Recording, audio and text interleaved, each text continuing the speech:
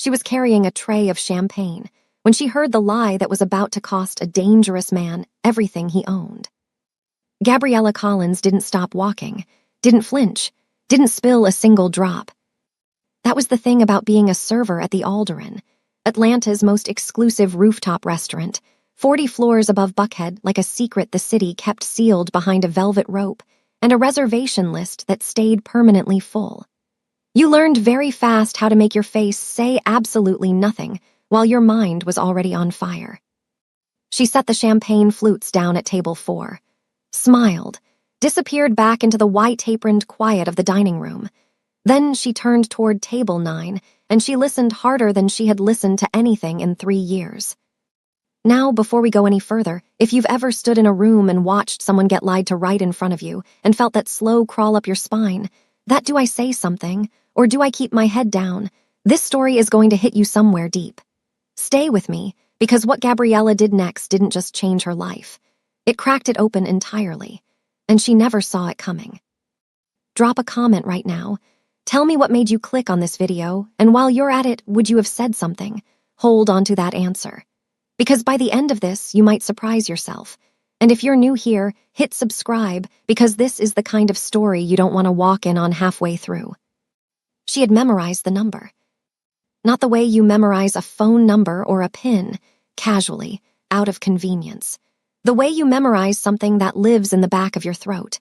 Something you carry the weight of every single morning before your feet hit the floor.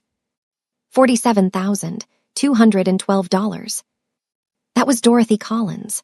That was her mother's name on a billing statement from Emory University Hospital, printed in the kind of clean, bureaucratic font that had no business being attached to something that made Gabriella's chest go hollow every time she unfolded it.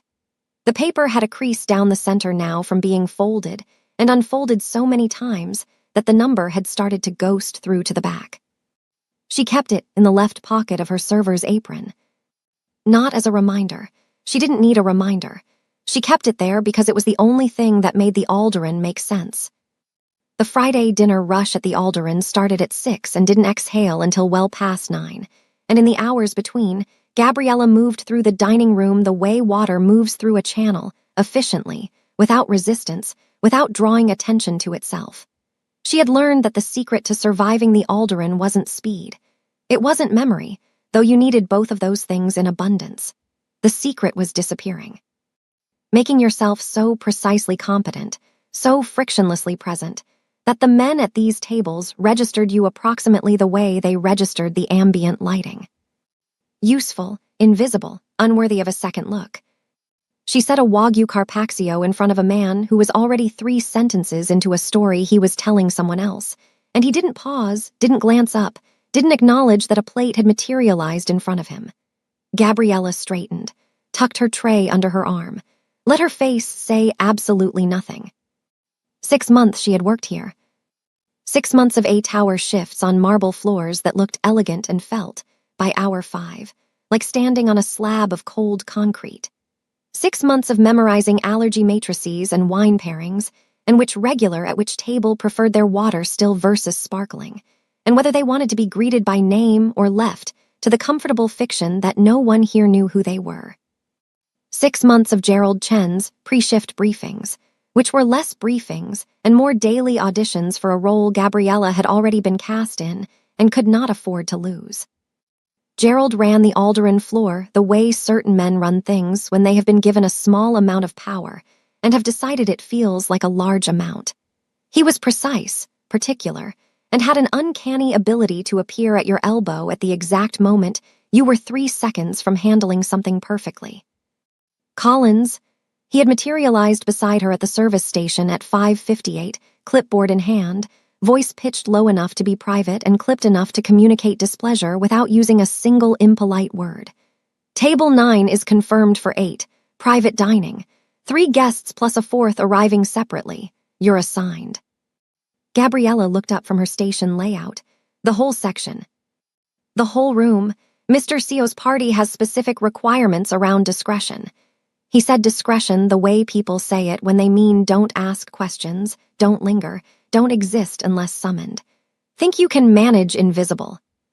He meant it as an instruction. Gabriella heard it as the easiest thing anyone had asked her in 6 months. "Yes," she said, "I can manage invisible."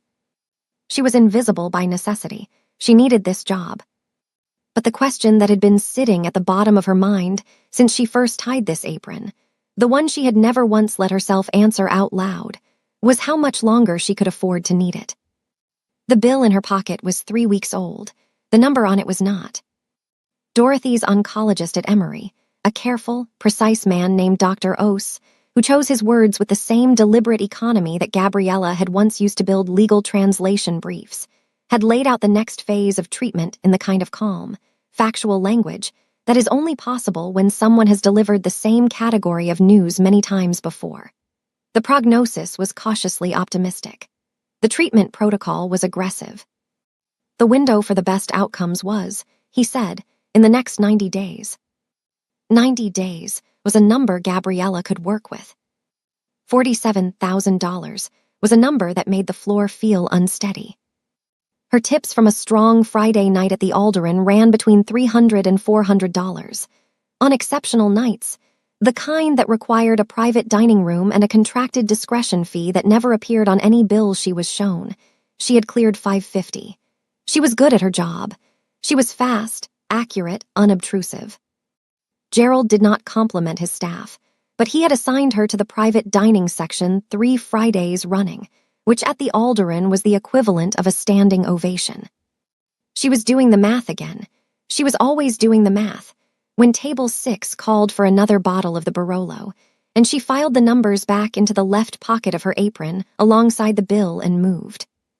There was a version of Gabriella Collins's life in which she would have been the one sitting at table 6, or table 9. She would have arrived with a briefcase and a bilingual contract summary and a reputation that walked into the room approximately 15 seconds before she did. She had been building that version for 11 years, undergraduate linguistics at Spelman, a master's certification from Georgetown, 3 years of apprenticeship under one of the most respected legal translators in the Southeast, and then her own firm. Small at first, then not small. Rendell Collins Language Services had 6 employees, 4 active corporate retainer clients, and a waiting list when Callum Rendell decided that wasn't enough. She didn't think about Callum during service. She had a rule about that, a strict, deliberate rule, the kind you have to remake every morning because the mind is not naturally tidy about the things that hurt it. During service, she thought about the table, the order, the timing, the quiet arithmetic of keeping everything moving without letting anything show. But sometimes, in the 30 seconds between clearing a table and picking up the next order, a cufflink would catch the light in a particular way, or she would catch the particular dry scent of mahogany and expensive ink, and something in her chest would go very still and very cold for exactly 1 breath. And then she would pick up the tray and move. How did a corporate pro end up here? That's the question you're already asking. Hold it, because the answer is coming, and it's worse than you think. By 7:45, the main floor was at full capacity and humming at the particular frequency that meant everything was going exactly right, and Gabriella could afford to direct half her attention to the private dining room at the back. She had already set table 9, white linen, pressed flat, stemware that caught the ambient light and held it. A single low arrangement of white orchids she had repositioned twice until it sat at the exact angle that allowed sightlines across the table without obstruction. The German contract lawyer, a silver-haired, briefcase-carrying man who had given his name to the reservation desk as Conrad Brower, had arrived at 7:30 and was currently nursing a still water and reviewing documents with the focused, unhurried air of someone who had decided long ago that impatience was a form of incompetence. Sebastian Holt arrived at 7:50 with the ease of a man who considered punctuality someone else's obligation. He ordered scotch, neat, without looking at the menu, and immediately began a phone call that he showed no intention of ending before the other guests arrived. Gabriella refreshed the water, noted that Brower's expression shifted, fractionally, in the direction of contained displeasure when Holt's voice rose above the room's ambient level. She filed that away the way she filed everything, not because she was looking for anything, but because she had spent years in rooms where the distance between what was being said and what was actually happening could cost a client everything, and old habits did not unknit themselves simply because your job title had changed. She was at the service station at 8:03 when the last guest arrived. She heard him before she saw him, or rather, she heard the particular quality of silence that moved with him. The way a room recalibrates when someone with a certain kind of presence walks into it. A table nearby dropped its conversation by half a register. The sommelier, who had been mid-sentence with a guest, glanced toward the entrance and completed his thought slightly faster than he'd started it. Sagang Siak was somewhere in his early 40s. He was not the tallest man in the room, not the most immediately arresting. He was dressed simply, charcoal suit, no tie, the kind of understatement that announces itself precisely because it isn't announcing anything. He walked through the alderaan the way certain people occupy space, as though the geometry of the room had already arranged itself to receive him, and he was simply doing it the courtesy of arriving. His right hand, broad-shouldered, eyes already at the door, positioned himself at the entrance without being directed and did not move again. Siak took his seat, looked at no one, which managed to include everyone. Gabriella picked up the drinks tray. She was almost to the private dining room when she noticed the quality of stillness at table 9, 3 men, 1 contract on the linen between them, and the particular silence of a conversation that was not yet a conversation. She set the drinks, took the food order. Siak ordered in Korean briefly, without looking at the menu. Tristan Vale translated it to her without glancing up from his phone. She wrote it down. She turned to leave. And that was when Conrad Brower muttered it, low, reflexive German, the kind of thing you say when you're not quite talking to the room, but not quite talking to yourself either. Dies sollen stimmen nicht. These numbers don't add up. Gabriella kept walking, her face said nothing. Her tray was level, the champagne didn't tremble. But her mind had already stopped moving entirely. What is at table 9? She was about to find out, and it was going to cost her the only thing she'd spent 6 months trying to protect. She set the tray down at the service station and stood very still for 3 seconds. Not because she was uncertain. Gabriella Collins had not been uncertain about what she heard. Conrad Brower's German was precise, academic, the kind that came from a country that treated legal language like a form of architecture, every word load-bearing, nothing decorative. Dies sollen stimmen nicht. She had translated that particular construction approximately 200 times across her career, in boardrooms and arbitration suites and embassy anterooms, where the difference between what was said and what was recorded could dismantle a company or a reputation or a life. The numbers don't add up. That was not ambiguous. That was not a pleasantry muttered under wine-loosened breath.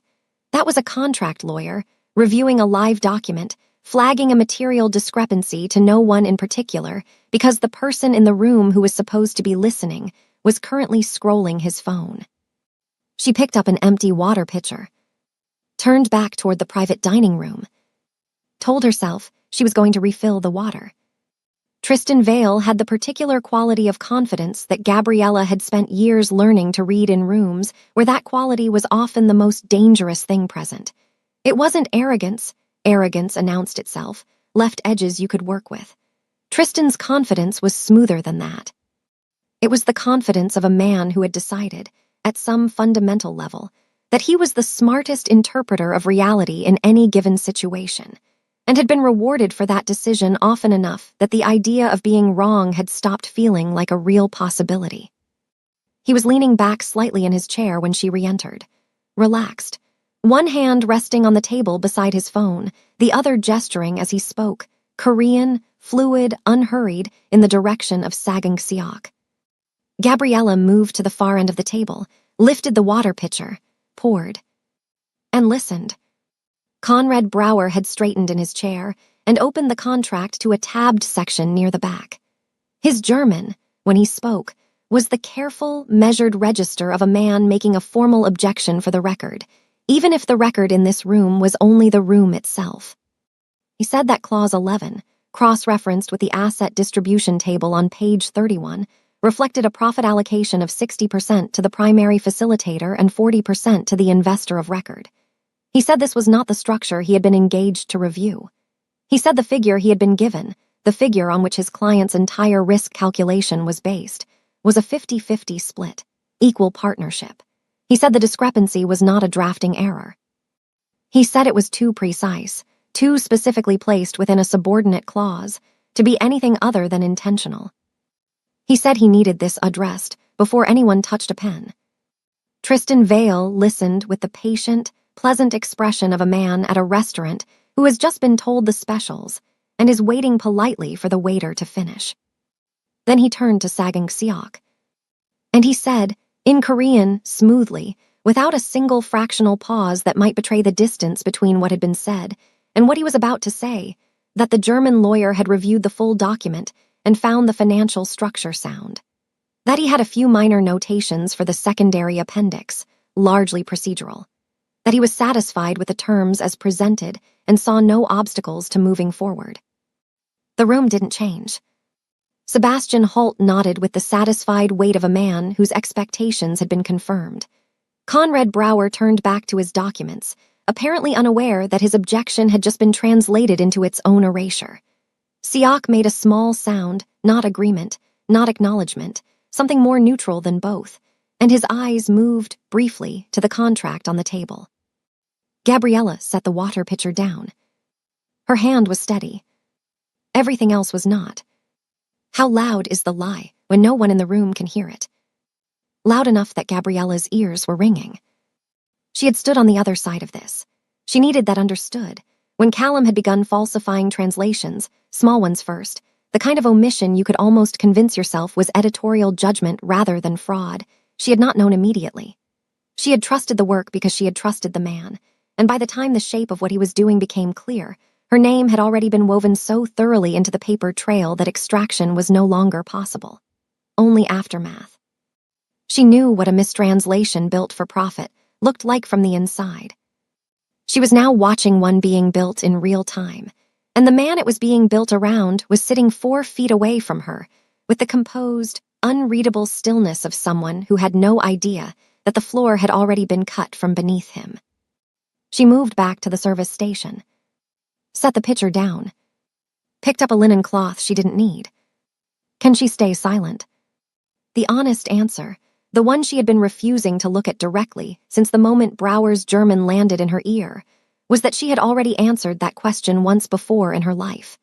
She had stayed silent through small discrepancies and minor omissions, and the accumulating architecture of Callum's fraud, and the silence had not protected her.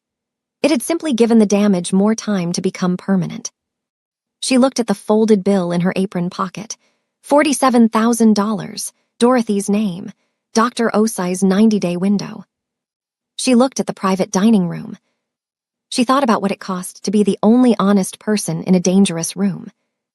Then she thought about what it had cost her the last time she decided not to be. The second exchange came 12 minutes later, and it was worse. Sebastian Holt had taken over the conversation with the ease of a man who considered the room his natural habitat, walking Seok through the operational timeline in English, which Tristan translated into Korean in smooth practice segments. The structure of it was almost elegant, Gabriella thought, in the way that well-constructed deceptions sometimes are. Holt spoke in broad strokes.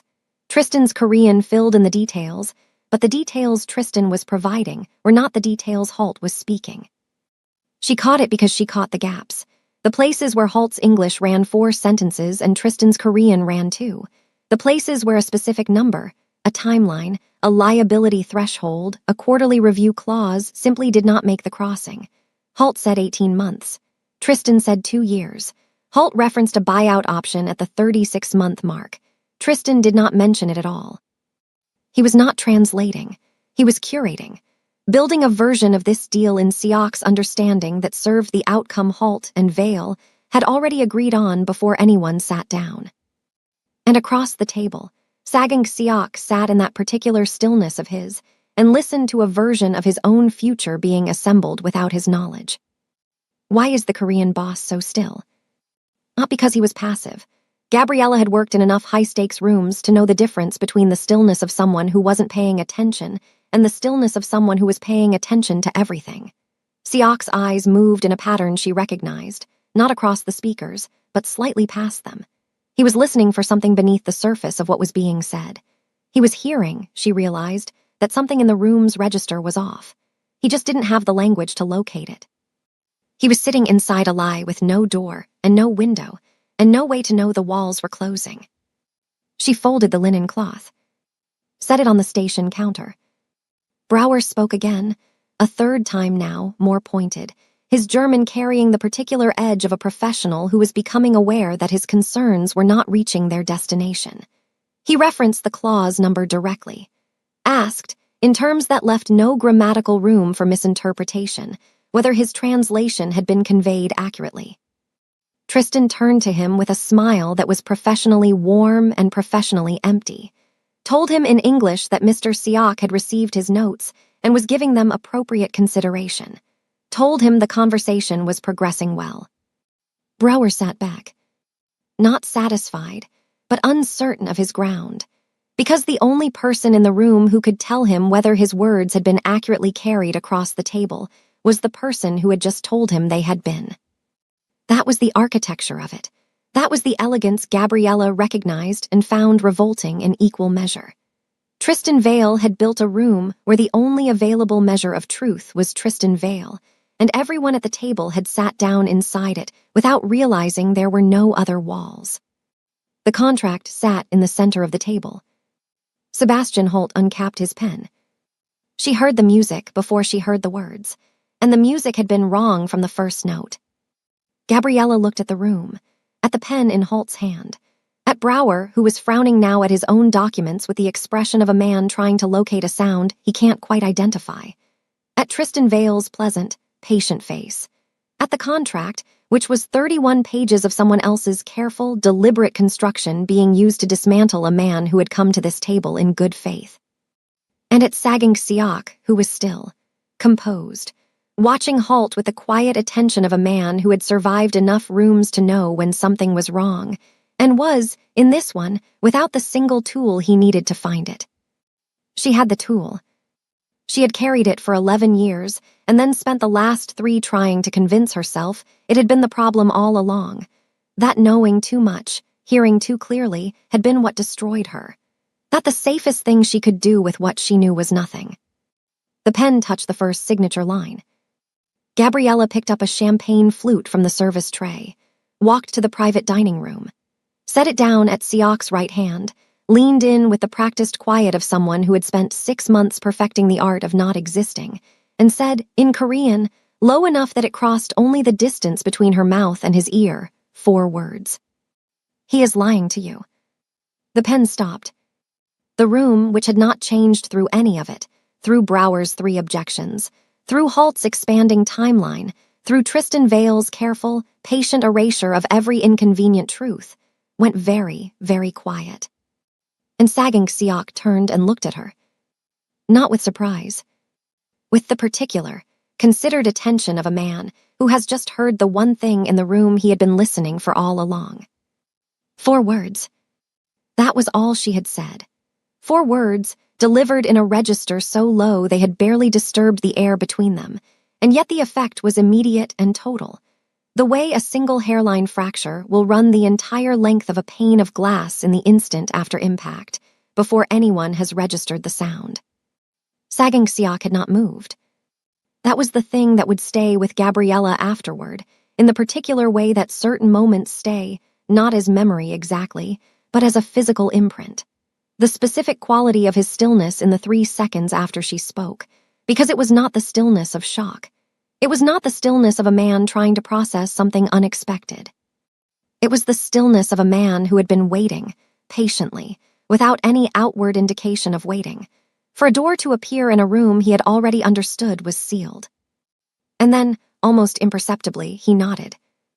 Not at her, not at the table, simply a small, contained downward movement of his chin that said, I heard you.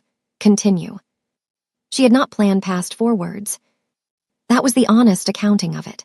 She had carried the bill in her apron pocket and done the math for 6 months and built the careful architecture of her invisibility brick by brick, and in the space of 30 seconds she had walked up to all of it and spoken directly through it, and she had not, in any meaningful sense, thought about what came next. What came next was Tristan Vale. He had not heard the words. She was certain of that. She had calibrated the distance precisely, a professional habit so deeply ingrained it had operated independently of the conscious decision that preceded it. But he had seen the lean. He had seen her mouth move at Siak's ear, and when she straightened and took one step back from the table, his eyes found her with a quality of attention that had nothing in common with the pleasant, managed expressions he had been deploying all evening. This was not the face he showed the room. This was something he kept behind it. Is she about to be fired? Yes. Is she about to be killed? That question hadn't fully formed yet, but it was forming. Excuse me. Tristan's English was smooth, unhurried, the temperature of it perfectly calibrated. He was not looking at Gabriella when he said it. He was looking at the space between Siak and the table, as though addressing the geometry of the situation rather than any of its participants. I don't think our server needs to be. She stays. 2 words, Korean, delivered without inflection, without emphasis, without the smallest indication that Siak had just redirected the gravitational pull of the entire room. He had not raised his voice. He did not look at Tristan when he said it. His eyes were on the contract. Tristan's hand, which had been moving in the direction of his phone, stopped. Sebastian Holt looked up from his pen with the expression of a man who has just heard a sound he doesn't recognize in a house he thought he knew. Brower said nothing, but his pen had gone still, and the quality of his attention had shifted in the manner of someone who had been waiting for the room to catch up with what he already knew. Gabriella stood at the edge of the table and kept her face in the professional neutral she had spent 6 months constructing. Behind it, her mind was moving at a speed that had nothing to do with champagne trays or linen cloths or the careful choreography of the Alderans' dinner service. Siak turned the contract to page 31, set one finger on the asset distribution table, and looked at Tristan Vale. The Korean he spoke was measured and specific, and Gabriella translated it in real time inside her own chest without moving a single facial muscle. Walk me through this number. The one on line 4, in your own words. Tristan smiled. The smile arrived approximately a half-second after it should have, a delay so brief that no one without professional fluency in the architecture of deception would have caught it. He's asking about the distribution table, Tristan said, in English, to no one in particular. Standard clarification. The structure is straightforward equal partnership, as discussed. Siak's eyes moved from the page to Tristan's face, with the patience of a man who had all the time available and intended to use it. He spoke again. I didn't ask what it was. I asked you to read it to me. Line 4, out loud. The temperature in the room dropped by several degrees that had nothing to do with the climate control. Tristan's smile held, but his right hand had moved to the edge of the table, not dramatically, not in any way that could be named, and Gabriella tracked it the way she had learned, in a different life, to track the small involuntary movements that preceded the large deliberate ones. Why is Tristan Vale looking for a weapon? Because the only weapon available to a man whose lie has been found is the room itself. I think, Tristan said, the smile now carrying a slight recalibration towards something that wanted to look like patience, there may have been a miscommunication, perhaps from an outside source. His eyes moved to Gabriella, not quickly, not with anything that could be characterized in a report or a complaint, but with the specific, deliberate weight of a man marking a coordinate on a map. Someone who doesn't fully understand the context of what's being discussed. Holt had put the pen down. He was watching Tristan with the expression of a man recalculating. Gabriella did not look away. She had stood in a room once before while a man tried to make her feel like the problem. She remembered what it had cost her to accept that framing. She was not going to accept it again. Line 4, she said. Her Korean was quiet, direct, addressed only to Siak. 60% allocation to the primary facilitating party, 40% to the investor of record. She paused one beat. The contract you were told you were signing reflects an equal split. The silence that followed was a specific kind, not empty, dense with the weight of several different calculations being run simultaneously by several different people with several different stakes in the outcome. Brower's head came up. He looked at Gabriella with an expression she recognized. The look of a professional who has spent the last 40 minutes experiencing the specific frustration of being in the right and finding the room impervious to it, and has just watched someone else walk in and simply say the thing directly. Halt's recalculation had completed. His face had gone to a place that was professionally neutral and personally very cold. Tristan Vale stood up. Not aggressively. That was the precision of it. He stood the way you stand when you are leaving a table, which was the right move if the move you were actually making was putting yourself between Gabriella and the exit in a way that looked entirely incidental. He straightened his jacket. His phone was in his hand now. She hadn't seen him pick it up, which told her the movement had been practiced, and his expression had completed its transition away from pleasant and arrived somewhere that wore pleasantness like a mask over machinery. "I'm going to have to ask," he said, in English, to the table generally, how a member of the wait staff came to have a working knowledge of Korean contract terminology. It was a good move. She recognized it as a good move. It was designed to shift the room's question from what is in the contract to who is this woman and why is she here, to make her the subject of scrutiny rather than the content of what she had said. Siak had not looked at Tristan since he stood up. He was looking at Gabriella. His expression had not changed in any way she could have described to someone who hadn't been watching carefully. But there was something in the quality of his attention that had shifted, a focusing, a precision, and she understood, in the way she understood language underneath language, that he was asking her something he hadn't yet said. "Who are you?" Not aggressively, not with suspicion, exactly. With the careful, serious interest of a man who had just identified something of unexpected value and was in the process of deciding what that meant. Did the boss just nod? He did more than nod. He was listening. And in Sagong Siak's world, that was rarer than anything money could buy. Gerald appeared at the entrance to the private dining room with the expression of a man who has received a signal he doesn't fully understand, but has interpreted correctly enough to know it requires his immediate physical presence. He looked at the table, at Tristan standing, at Gabriella, and his face arrived at a conclusion that was wrong in almost every particular, but carried the full bureaucratic force of managerial authority. Collins, his voice was the voice he used when he wanted to communicate consequences without specifying them. A word, outside. Gabriella looked at Gerald.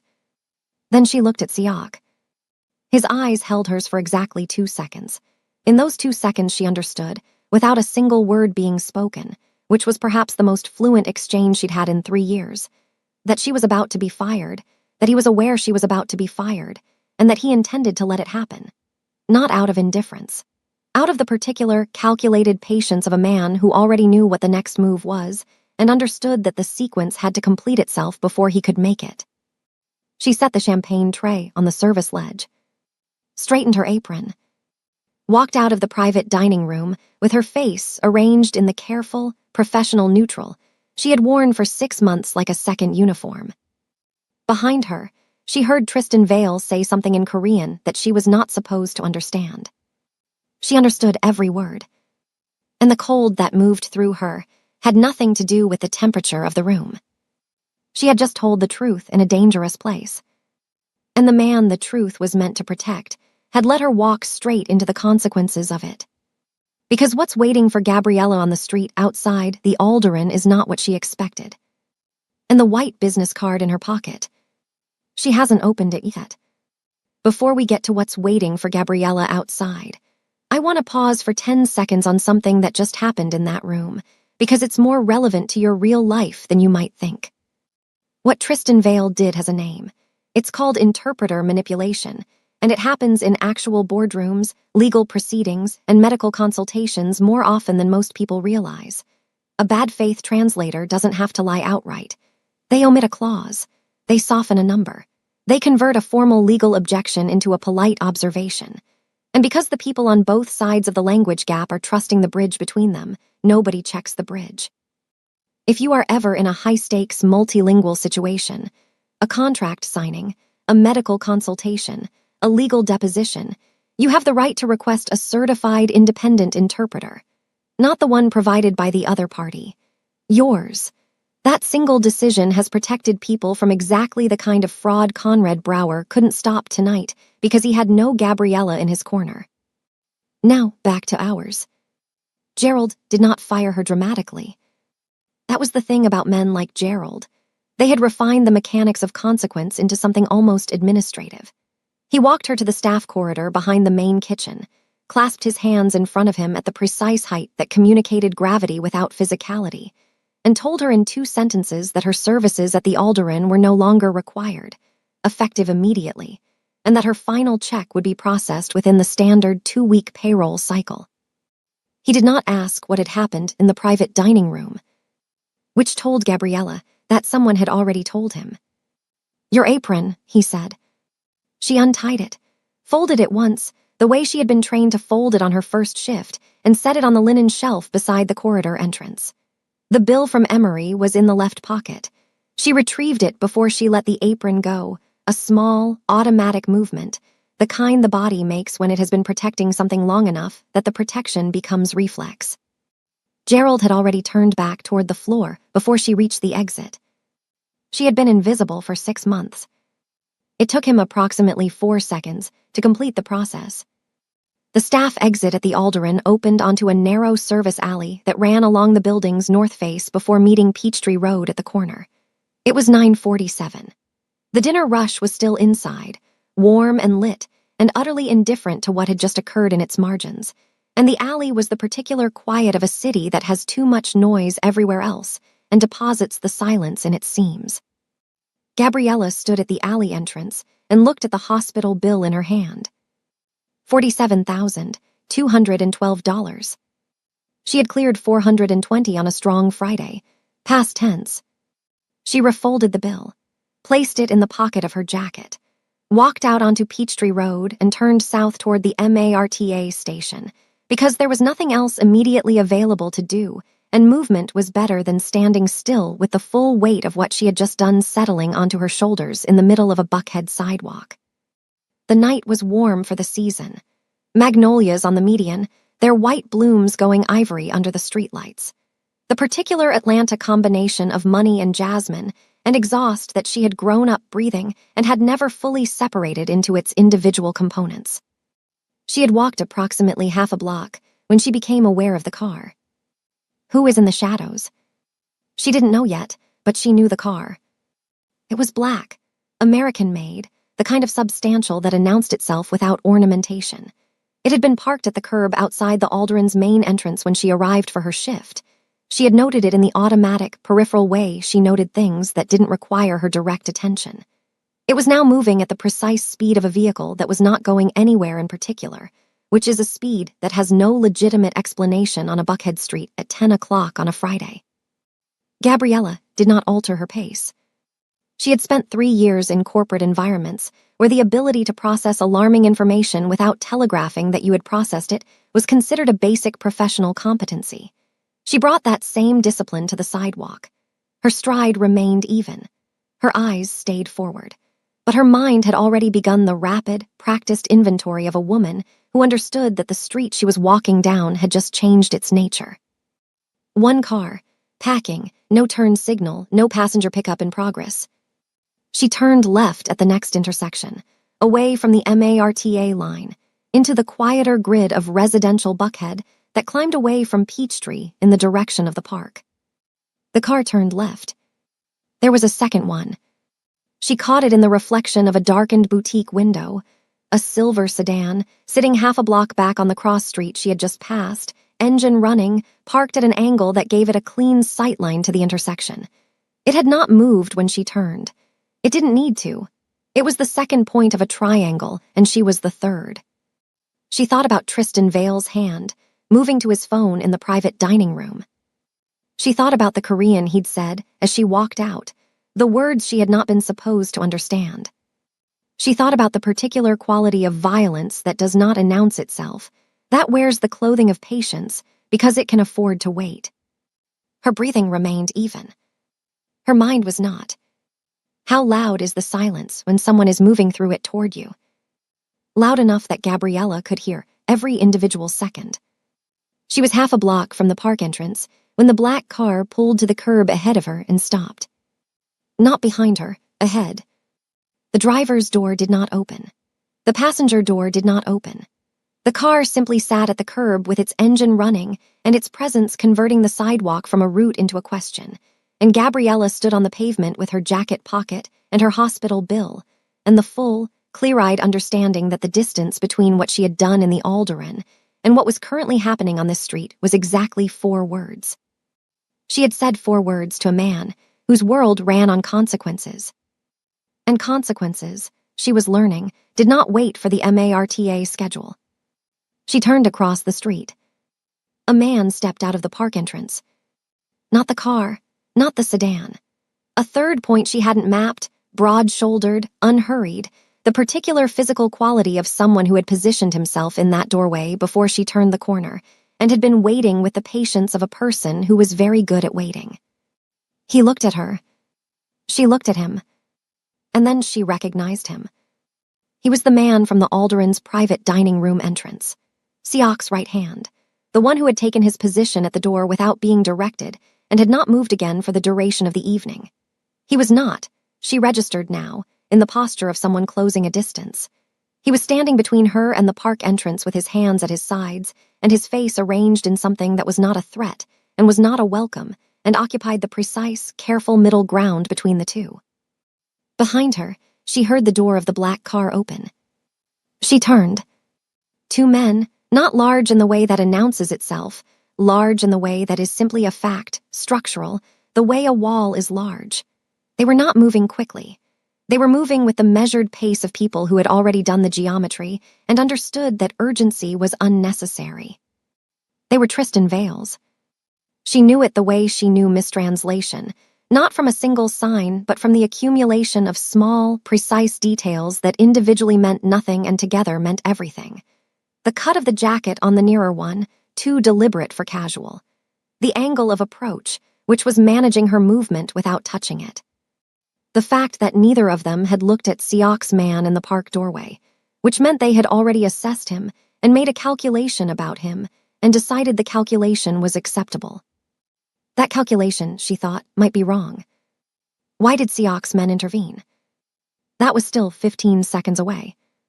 And in those 15 seconds, Gabriella Collins stood on a Buckhead sidewalk and understood something she had not fully understood inside the warm, lit safety of the Alderaan. The truth she had spoken in that room had not stayed in that room. It had followed her out onto the street, and it had brought company. The nearer man spoke. English, Atlanta accented, the register of someone relaying a message he had been given and was not personally invested in. He said that Mr. Vale would appreciate a brief conversation. He said that her discretion regarding the evening's events would be mutually beneficial. He said the car was comfortable and the drive would be short. He said it the way you say things when the saying of them is a formality, and the real communication is the 2 men and the running engine and the careful management of her available directions. Gabriella looked at him. She thought about Dorothy in a hospital bed at Emory with a 90-day window and a billing statement that was already 3 weeks old. She thought about Callum and what it had cost her to be in a room with a dangerous man and make the wrong assessment of her available options. She said, clearly and without inflection, no. The man's expression shifted in the manner of someone recalculating. And then Siok's man moved. It was not dramatic. That was the thing she would remember, the complete absence of drama in it.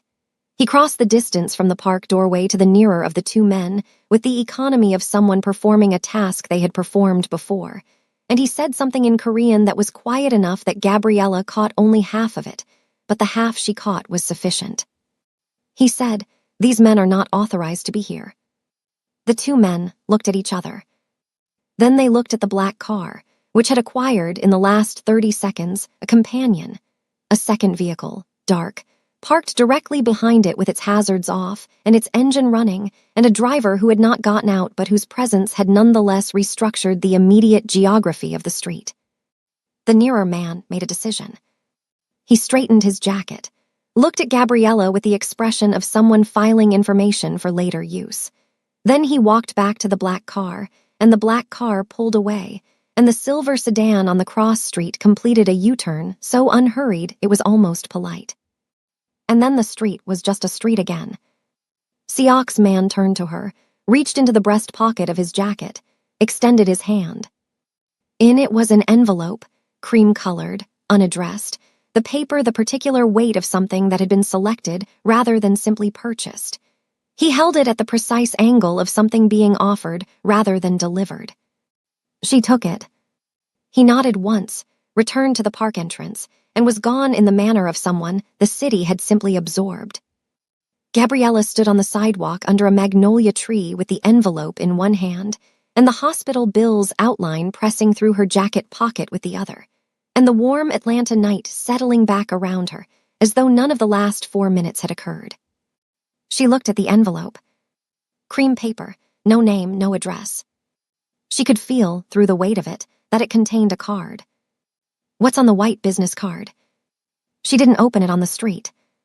She had learned, the hard way, in a different city, in a different life, that some things deserve to be read in a room where you can afford to think clearly. She opened the envelope at her kitchen table at 11:43 at night with a glass of water she hadn't touched, and the hospital bill unfolded beside it like a witness.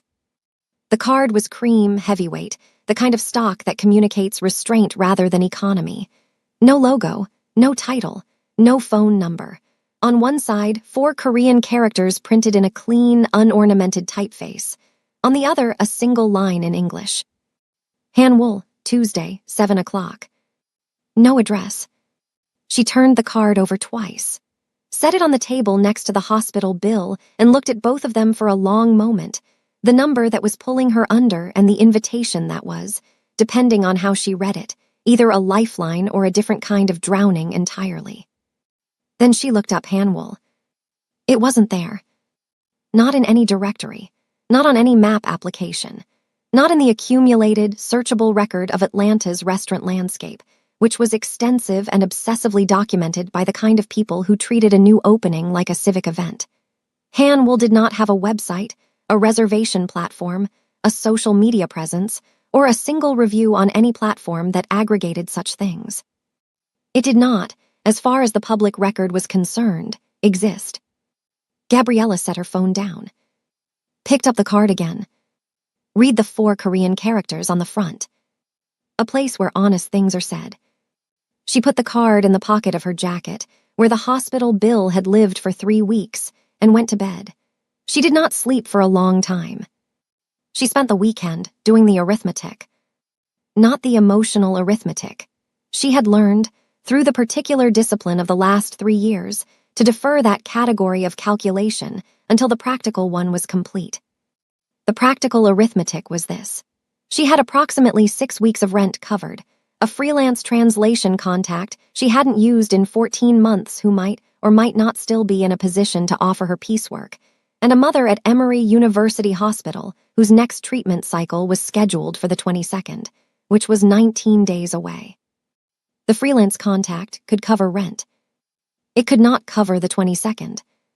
She did not make a decision about Tuesday over the weekend. She told herself she was still evaluating. She was experienced enough with her own mind to recognize that this was not entirely true, but the fiction was useful. It allowed her to move through Saturday and Sunday with the careful, forward-facing focus that had kept her functional for 3 years, rather than sitting with the full weight of what it meant that a man whose business was, by any reasonable assessment, considerably less than legal, had sent a car to her street within 40 minutes of her leaving his table. On Monday, she called the freelance contact. On Tuesday at 6:15, she put on her good coat and took the card from her jacket pocket and read the 4 Korean characters one more time. A place where honest things are said. She took the MARTA to Ponce de Leon and walked the remaining 12 minutes. Is this a trap? She had asked herself that question 40 times since Saturday. She had not yet found an answer she fully trusted. Hanwol was on a block she knew, had walked past, in a previous life, on the way to a client meeting at a firm 2 streets over. It occupied the ground floor of a narrow building set back from the pavement by a short flight of stone steps, its entrance marked by nothing except a small panel beside the door with 2 Korean characters that were not its name, and were not a menu, and were not, as far as she could determine, intended to communicate anything to anyone who had not already been told where they were going. There was no sign. There was no window through which the interior was visible. There was a man at the base of the steps who was not a doorman in any conventional sense, but occupied the space with the particular, practiced stillness that Gabriella had learned to read as a specific category of professional presence. He looked at her. She held up the card without speaking. He stepped aside. She climbed the steps and went in. The interior was the opposite of the Alderaan in every particular that mattered. Where the Alderaan performed its exclusivity, announcing it through height and glass and the deliberate theatrics of a room that wanted you to know it was expensive, Han Wool simply was. Low ceilings, dark wood, lighting that was warm rather than architectural. 6 tables, each set with the kind of quiet precision that suggested the space had been arranged for conversation rather than spectacle. The smell of doenjang and sesame, and something slow-braised that had been in a pot for considerably longer than the evening. Korean jazz from a source she couldn't locate, low enough that it sat underneath the room rather than across it. 3 of the 6 tables were occupied, and the people at them were engaged in the particular quality of conversation that requires the understanding that no one outside the room is listening. A woman in her 50s materialized at Gabriella's elbow, unhurried, precise, with the authority of someone who ran the room rather than served it, and directed her without words toward the table at the back. Saging Siok was already there. He was standing when she arrived. That was the thing that stopped her, fractionally mid-step. Not the restaurant, not the 6 tables or the low ceiling or the absence of Han Wool from every searchable database in the city. The fact that he was standing. He had been seated, she could see the displaced angle of the chair, and he had risen when she came into his sightline, and he was standing with the patient, unhurried quality of someone for whom the gesture was neither performance nor calculation. It was simply what he did when she entered the room. She filed it away and sat down. He sat across from her, and for a moment neither of them spoke, and the silence had the particular quality she had first noticed in the Alderaan, dense, textured, the silence of a man who had decided long ago that words unused were not words wasted. Then he said, in Korean, "You should order the jjiggy. She has been making it for 30 years, and she will know if you don't." Gabriella looked at him. "The tofu version," he added, "unless you eat meat." "I eat meat," she said. He almost smiled. It was the kind of almost that was more communicative than the full version would have been. Why did he stand up for her? Not the standing in the restaurant, earlier. Why had Siok's man been on that street within 40 minutes of her leaving the Alderaan, positioned between her and 2 men who had not been there for a conversation? She asked him directly, because she had learned, in 11 years of professional translation and 3 years of consequential silence, that the only thing more dangerous than asking a difficult question was not asking it and proceeding as though you knew the answer. "Your man was on the street before I reached the corner," she said. "That's not a coincidence and it's not a courtesy. What is it?" Siok looked at her with the focused, considering attention she was beginning to understand was simply his default register, not intimidating by design, but by nature, the way a very still body of water is not threatening, but commands a certain alertness simply by being what it is.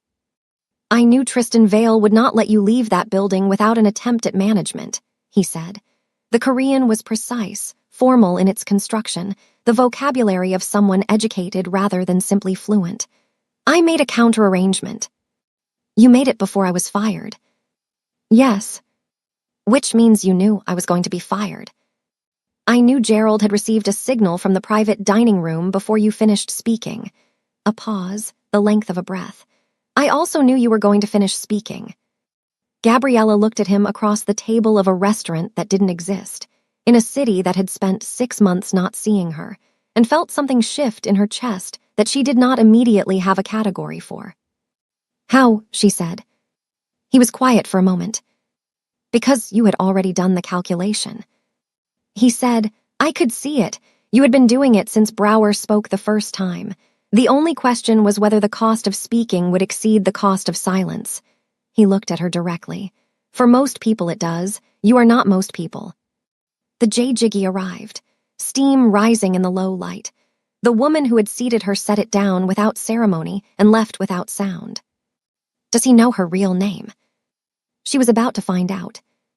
They ate in a silence that was not uncomfortable, which was itself a piece of information. Gabriella had eaten enough working meals in enough high-stakes rooms to understand that the quality of silence between two people who have just met tells you more about the nature of what is being built than the first hour of conversation usually does. This silence was the silence of two people who were both, in their separate ways, accustomed to the full cost of words, and therefore careful with them. It was Siak who ended it. Rendell Collins Language Services, he said. Southeast Regional Certification, 6 languages, 3 consulate contracts between 2018 and 2021. He did not look up from his bowl. The embezzlement case settled without criminal charges against you, but the licensing board suspended your certification pending investigation. The investigation closed 14 months ago. Your license was not reinstated. The room continued at its quiet frequency around them. Gabriella set her spoon down. Gabriella Ann Collins, he said. Your mother is Dorothy Collins, currently under the care of Dr. Osai at Emory University Hospital. Now he looked up. You have been working at the Alderan for 6 months, 2 weeks, and 4 days. The silence that followed was a different kind from the ones that had preceded it. You research me, she said. I research everyone who sits at my table. A pause. You were at my table before I knew you were at my table. I corrected for that afterward. When afterward? While Gerald was walking you to the corridor.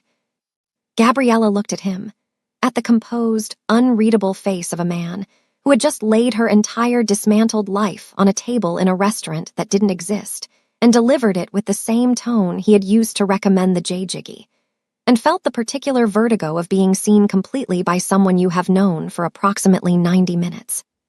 What do you want? She said. He reached into the inside pocket of his jacket, set a single folded document on the table between them, did not push it toward her, did not pull it back. That depends, he said, on what you decide next. She looked at the document.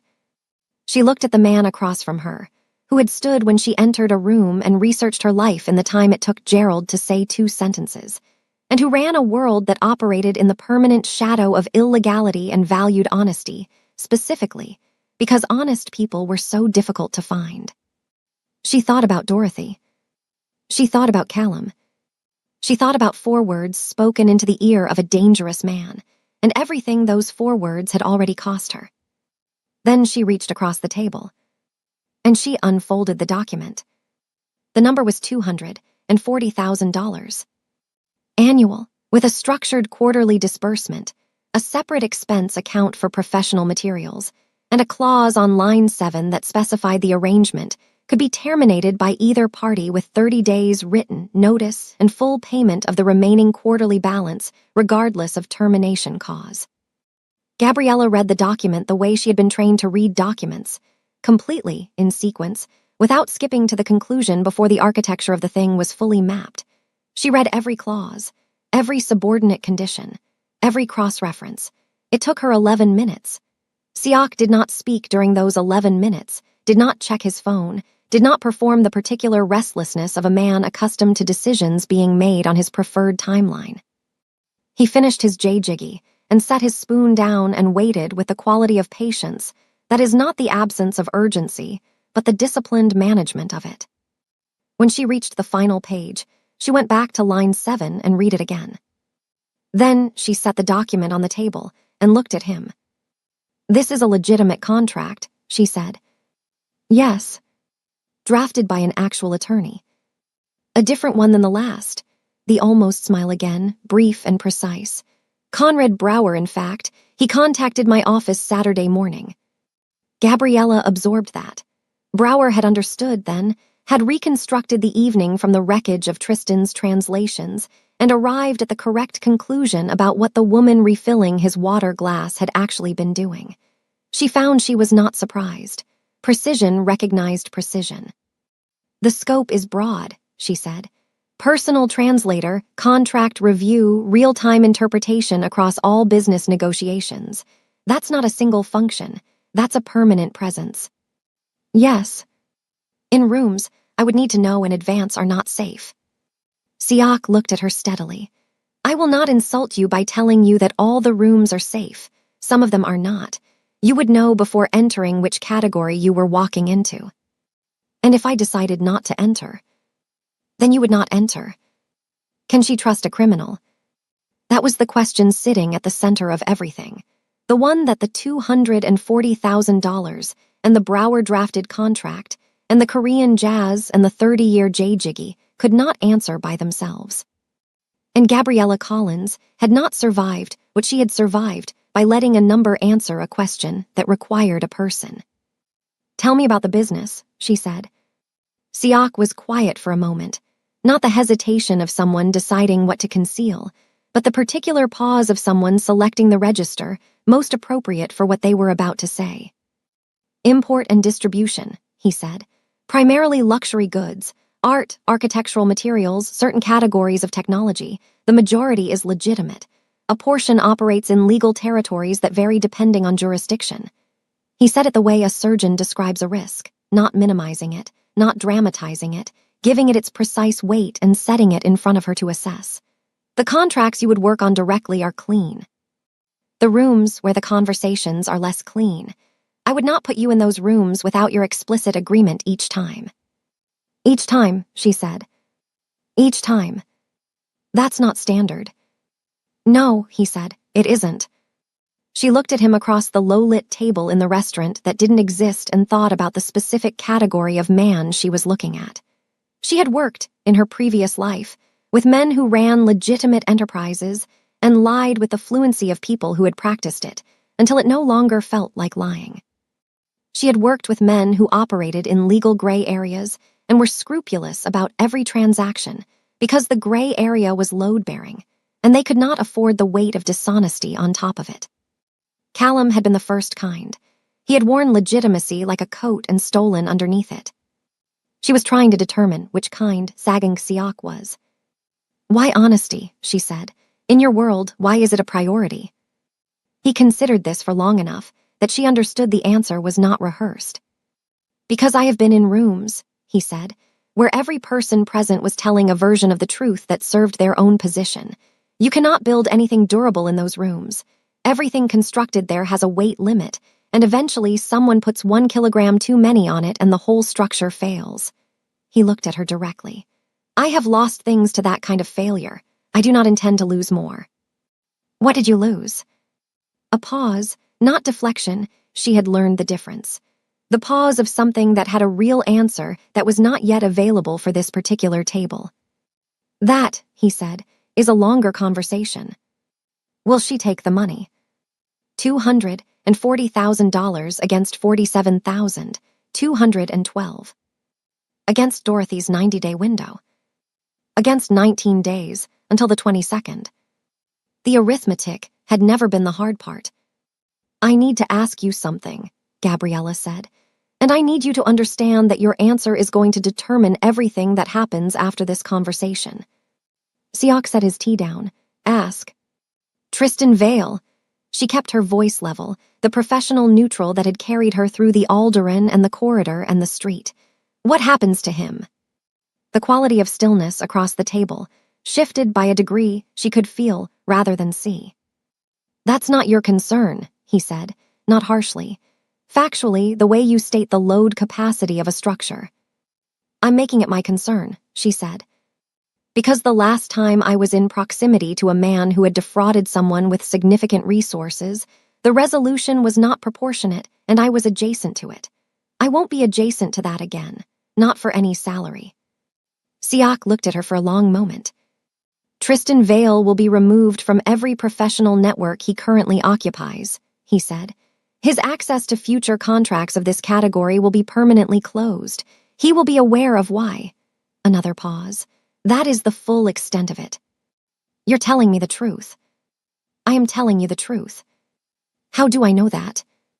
You don't, he said. Not yet. That's what the 30 days written notice clause is for. She looked at the contract again, at the clean, Brower-drafted language of it. at the quarterly disbursement structure that would cover Dorothy's treatment cycle, and the one after it, and the one after that, with enough remaining to begin the process of reinstating her certification. A process she had been telling herself for 14 months that she would begin when the circumstances were more stable, which was the lie she told herself to avoid the truth that the circumstances would not stabilize on their own. She thought about 4 words spoken into the ear of a dangerous man. She thought about what it had cost her. She thought about what silence had cost her before that. "I have conditions," she said. Siak did not look surprised. He looked, if anything, as though he had been expecting exactly this and had arrived at the table prepared for it. "State them," he said. "What are her conditions?" 3 of them, each one a lesson she had paid for in full. "First," she said, "I review every document before it enters a negotiation, not after, not during, before. If I identify a problem with the content, legal, ethical, or structural, I flag it and the negotiation does not proceed until it's resolved. Non-negotiable." Siak nodded once. "Second, my name does not appear on any document I have not personally verified, not as translator, not as witness, not in any subordinate capacity.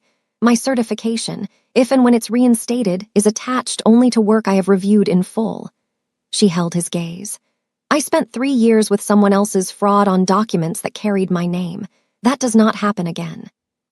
"Agreed," he said, without qualification, without the fractional hesitation that would have told her the agreement was conditional on something unstated. She took a breath. "Third," she said, "Dorothy Collins, my mother. Her treatment at Emory is covered in full directly from the first disbursement. Not reimbursed. Covered. Before I sign anything, before I attend a single meeting, before I translate a single word in a single room. That is the condition on which all other conditions rest." The room held its quiet around them, the jazz from its invisible source, the low warmth of the lighting, the smell of 30 years of careful cooking. Siak reached into his jacket pocket. Set a pen on the table beside the contract. "Turn to page 4, he said. "Line 12 is blank. Write the condition in the language you prefer. I will initial it before you leave this table." Gabriella looked at the pen. Looked at the man across from her. At the composed, still face of someone who ran a world she had no complete map of, who had stood when she entered a room and put Brower's name on her contract, and sent a man to a Buckhead Street within 40 minutes of her firing, and who had just agreed to 3 conditions that protected her in the specific ways that her previous professional life had failed to. She picked up the pen, opened the contract to page 4, wrote the condition in English, precise and unambiguous, the way she had been trained to write things that needed to survive scrutiny. She slid it across the table.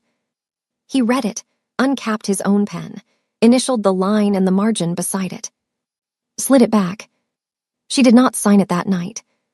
That was the decision she made between picking up the pen and setting it down, the small, deliberate act of a woman who had learned that the difference between a considered commitment and an emotional one was often the distance between the same evening and the following morning. She told him she would have it back to him by Thursday. He said Thursday was acceptable. They finished the tea in the kind of silence that had evolved over the course of the evening, from the silence of 2 people assessing each other into something with a different texture entirely. She was putting on her coat when he spoke. "Your license," he said. "The reinstatement process with the Georgia Board of Interpreters and Translators requires a formal character review and 2 professional references." He paused.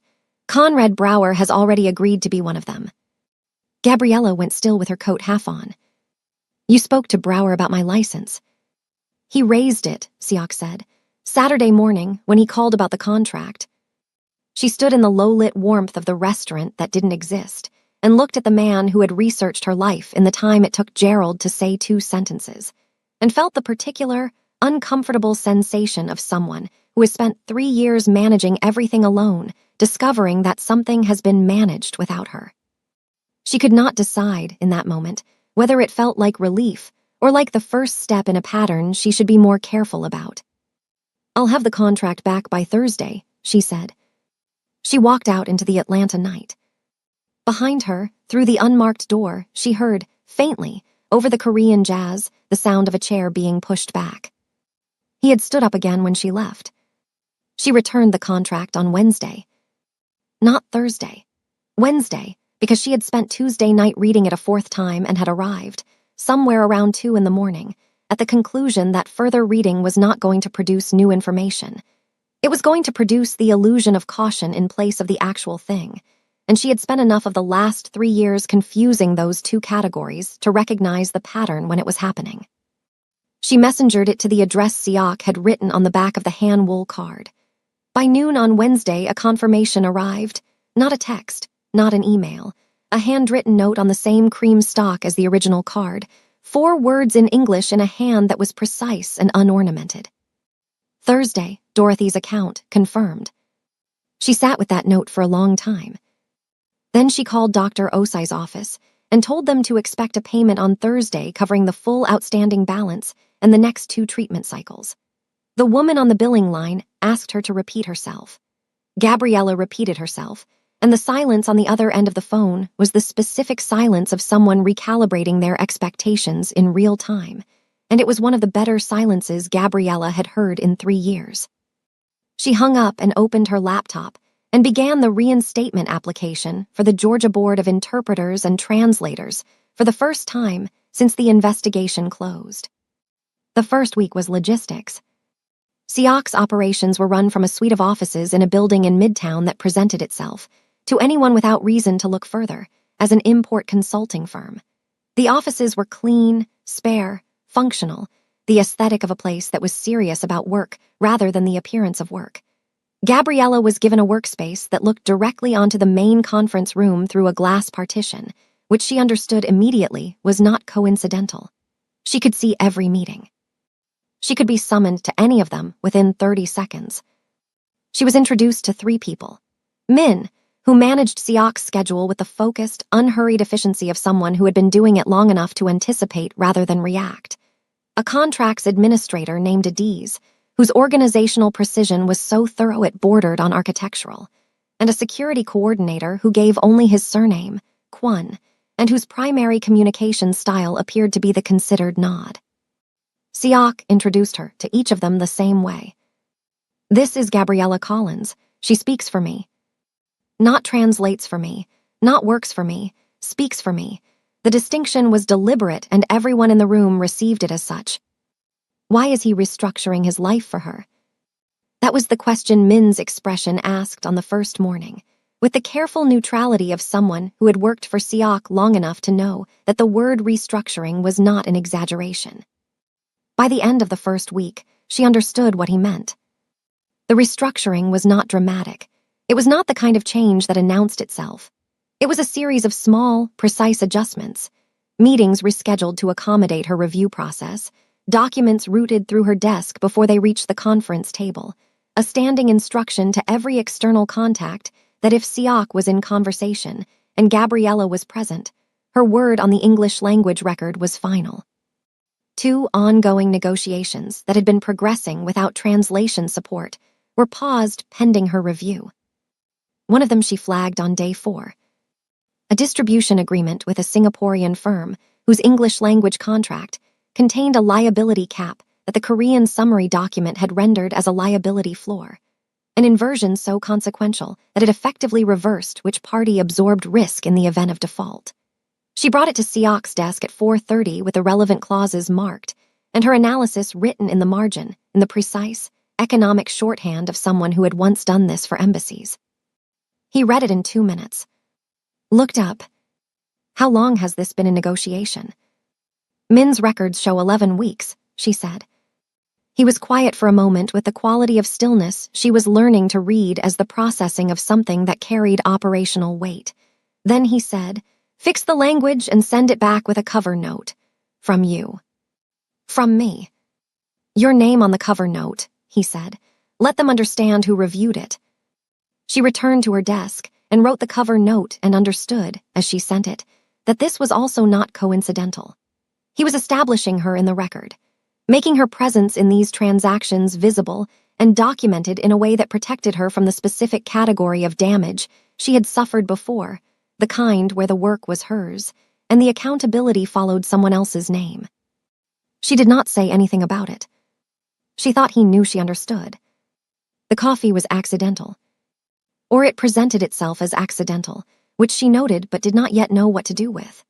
The second Monday, she arrived at the office at 7:40 to find that the coffee already made in the small kitchen adjacent to her workspace was not the standard office blend that Min kept in the upper cabinet.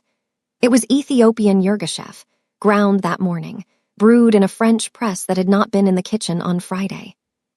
Black, the way she drank it. She stood in the kitchen doorway for a moment, poured a cup, went to her desk, and began the morning's document review and did not bring it up. It was there again on Wednesday and Friday. She mentioned it to no one. Does he know she takes her coffee black? Yes. The more unsettling question, the one she turned over during the MARTA ride home on Friday night, was when he had learned it, and what else had been learned in the same observation. The reinstatement process moved faster than she had expected. Brower's reference letter arrived at the board within the week.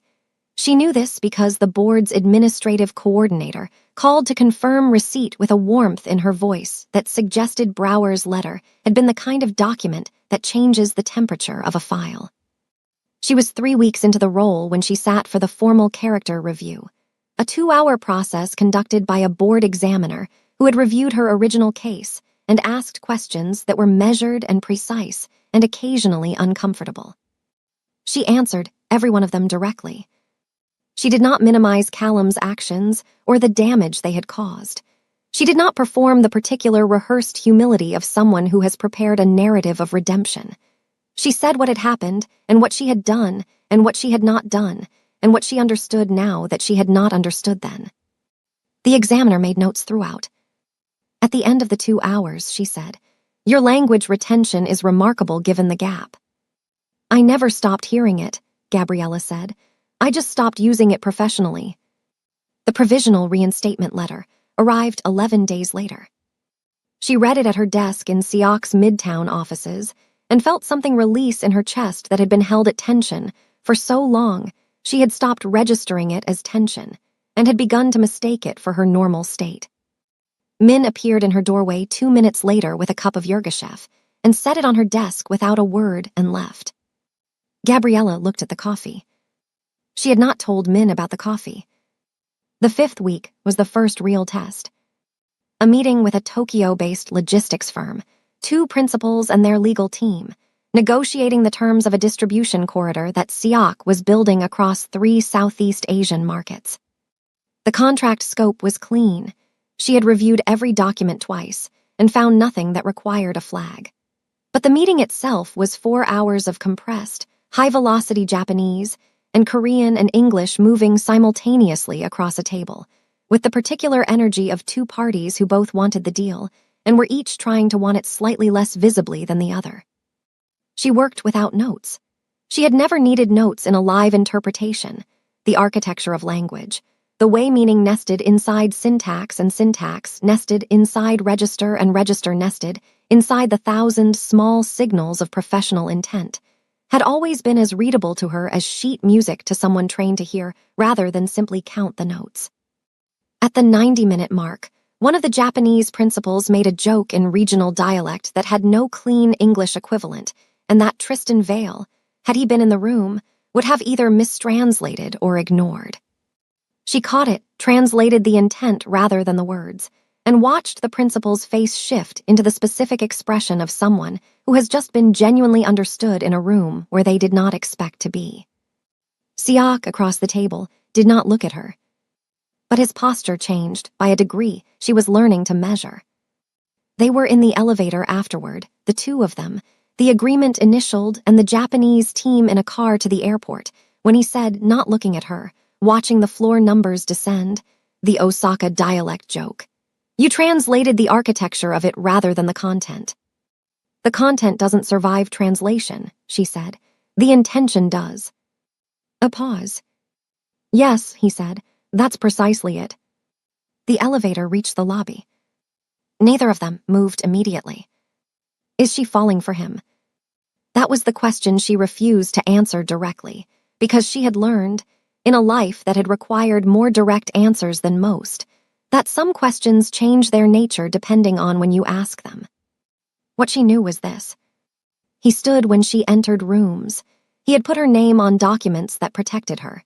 He had restructured 11 weeks of negotiation because her review process required it, without once framing that restructuring as a concession. He knew how she took her coffee. And in the elevator, when neither of them moved, she was aware of the specific quality of shared silence between two people who are both, very deliberately, not saying something. 6 weeks in, she came to the office to find her workspace had changed. Not rearranged, expanded. Her desk had been replaced with one that was larger, positioned at a different angle that gave her a simultaneous sightline to both the conference room and Siak's private office. A second monitor. A reference library, physical, not digital, Korean and German and Mandarin legal dictionaries, and 3 volumes of international contract law in original language editions, arranged on a shelf that had not been there Friday. On the desk, a single sheet of cream paper. 4 Korean words in Siak's unornamented hand. She knew 3 of them immediately. The 4th she had to look up, not because she didn't know the character, but because she wanted to be certain she was reading its specific usage correctly. Because in Korean, the same character carried different weights depending on its position in a sentence, and she was not going to misread this one. She looked it up, set the dictionary down, stood at her new desk in the expanded workspace, with the morning light coming through the midtown windows, and read the 4 words again. They did not mean what she had prepared herself for them to mean. They meant something she did not have an immediate response to. She was still standing there when Siak arrived, at 7:52, and crossed the office to his door and paused. "Does the desk work?" he said. She looked at him. "What does the 4th word mean?" she said. "In this construction, specifically." He held her gaze for exactly 3 seconds. "It means," he said, "what you think it means." He went into his office and closed the door quietly behind him. The developer's name was Reeves Harmon. Atlanta-born, Spelman-adjacent money, the 3rd generation of a real estate family that had spent 60 years acquiring the kind of civic credibility that eventually stopped needing to announce itself. He developed mixed-use corridors in neighborhoods that were transitioning, which was the polite professional language for what was actually a more complicated geography of displacement and opportunity, and the particular Atlanta tension between a city that moved fast and a community that had been there before the movement started. He was not a bad man. He was a man who had learned to be very good at a thing that was not always a good thing, which Gabriella understood was a different category entirely. She had reviewed his company's proposal over the preceding 4 days. $40 million in phased development financing, the funds structured through a Korean investment vehicle that Siak was managing on behalf of 3 silent partners whose names did not appear in the documents she was given, and whose absence she had noted in her margin annotations without pressing for clarification. The English language terms were clean. The Korean language terms were clean. The cross-reference between them was clean. She had checked the cross-reference 3 times. She told Siak on Monday morning that the documents were clear for the table. He had looked at her annotation on the silent partner's clause. "Noted," he said, and moved to the next page. She filed that response in the category of things that had a real answer that was not yet available for that particular morning, and prepared for the negotiation. The meeting was in a conference room on the 32nd floor of a tower on Peachtree that looked across Midtown with the particular confidence of a building that had been designed to remind everyone below it of the view they didn't have. Harmon arrived with 2 attorneys and an urban development consultant whose command of financing structure was, Gabriella assessed within the first 10 minutes, significantly more sophisticated than his title suggested. He was 61, silver at the temples, the kind of physical ease that came from a lifetime of rooms that had rearranged themselves to receive him. He shook Siak's hand with the practiced warmth of a man who understood that warmth was a professional instrument. He shook Gabriella's hand and held it 1 second longer than the standard duration. "Ms. Collins," he said. "Gabriella Collins." Not a question. She kept her expression level. "Mr. Harmon." He smiled, brief, unreadable, the smile of a man registering the confirmation of something he had already suspected, and took his seat across the table. Siak, beside her, had not moved, but she felt the quality of his stillness adjust by the precise degree she had learned to read as heightened attention. Why is the developer so impressed? That was the surface question. The question underneath it, the one Gabriella was already running, was how Reeves Harmon knew her name before she had said it. The negotiation opened in English, Harmon's attorneys walking the room through the phased disbursement schedule and the development milestones that triggered each release of capital.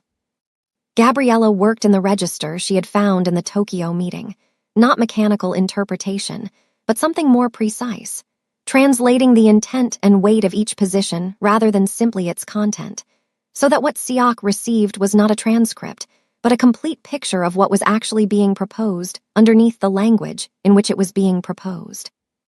Harmon's lead attorney raised the anchor clause first, a performance metric tied to occupancy rates in the first completed phase that would determine the interest structure on the remaining disbursements. The English language was careful, and the framing was reasonable, and the specific figure embedded in the subclause was not. Gabriella translated it into Korean and appended 4 words of her own. This number is negotiable. Siak's response to Harmon's attorney was pleasant and specific and moved the figure by 8 points without framing the movement as a concession. The attorney looked at his notes, looked at Harmon. Harmon was looking at Gabriella. "Where did you train?" he said, not to Siak, to her.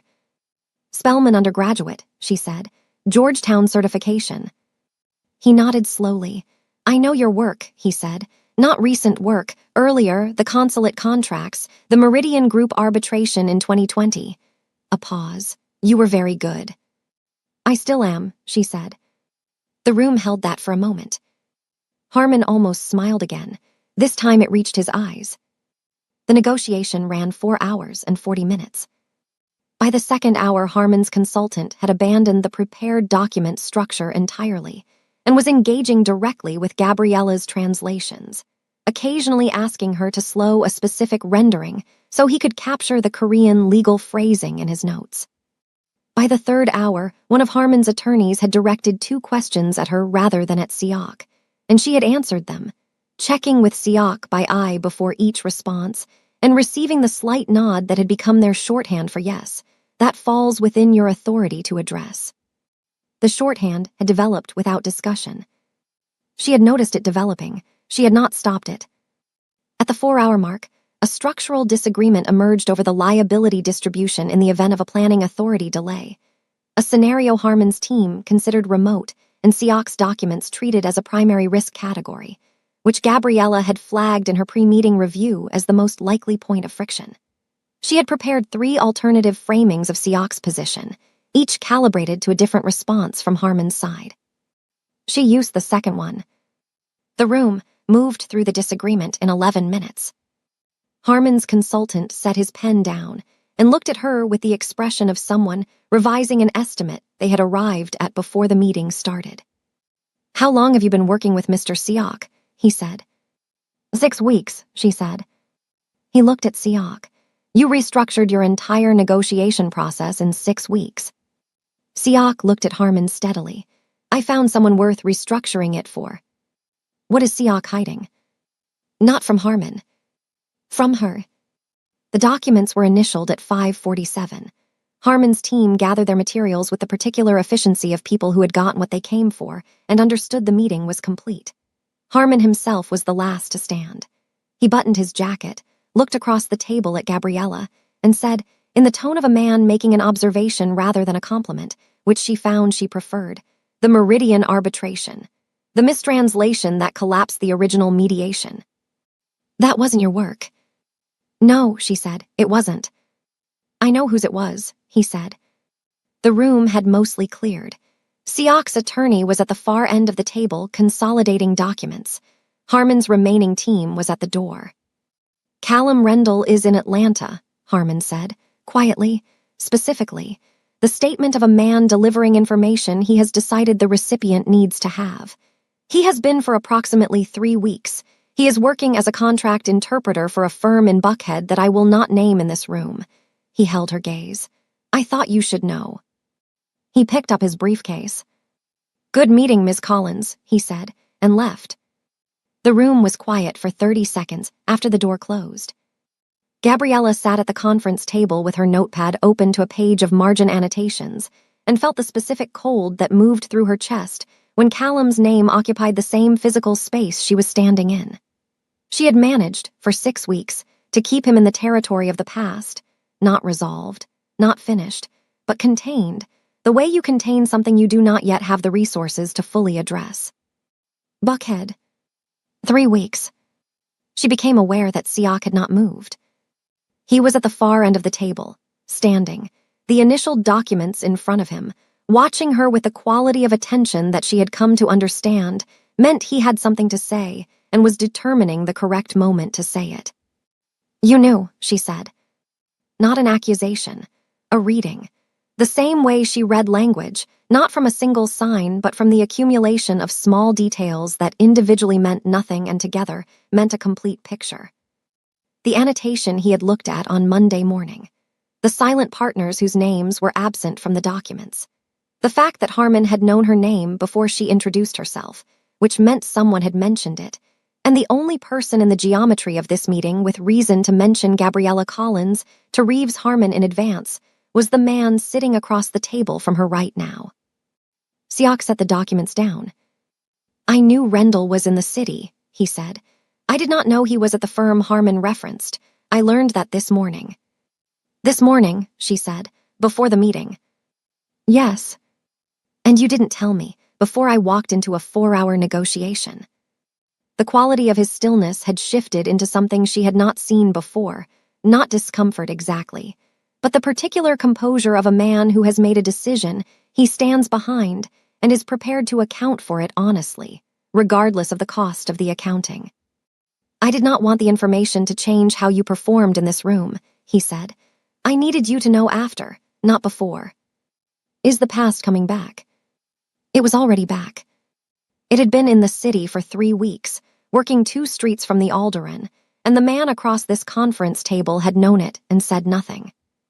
The question was not whether Callum Rendell's presence in Atlanta was going to intersect with Gabriella's. The question was whether Siak's reasons for managing that information were the kind she could work with, or the kind she had already paid too high a price to accept again. She stood up, gathered her notepad with the focused, deliberate movements of a woman who understood that the next thing she said was going to establish something permanent about the terms of this arrangement. I told you 3 conditions, she said. Before I signed anything, do you remember the second one? Your name on no document you have not personally verified, he said, and full disclosure of any information that affects the integrity of your work. He had added the second clause himself. She had not included it in the original condition. She had noticed that he had added it. She had not said anything about it. Now she understood that she should have asked him then what he considered the boundary of that disclosure, because clearly they had different definitions of the word full. Callum Rendell working in this city affects the integrity of my work, she said.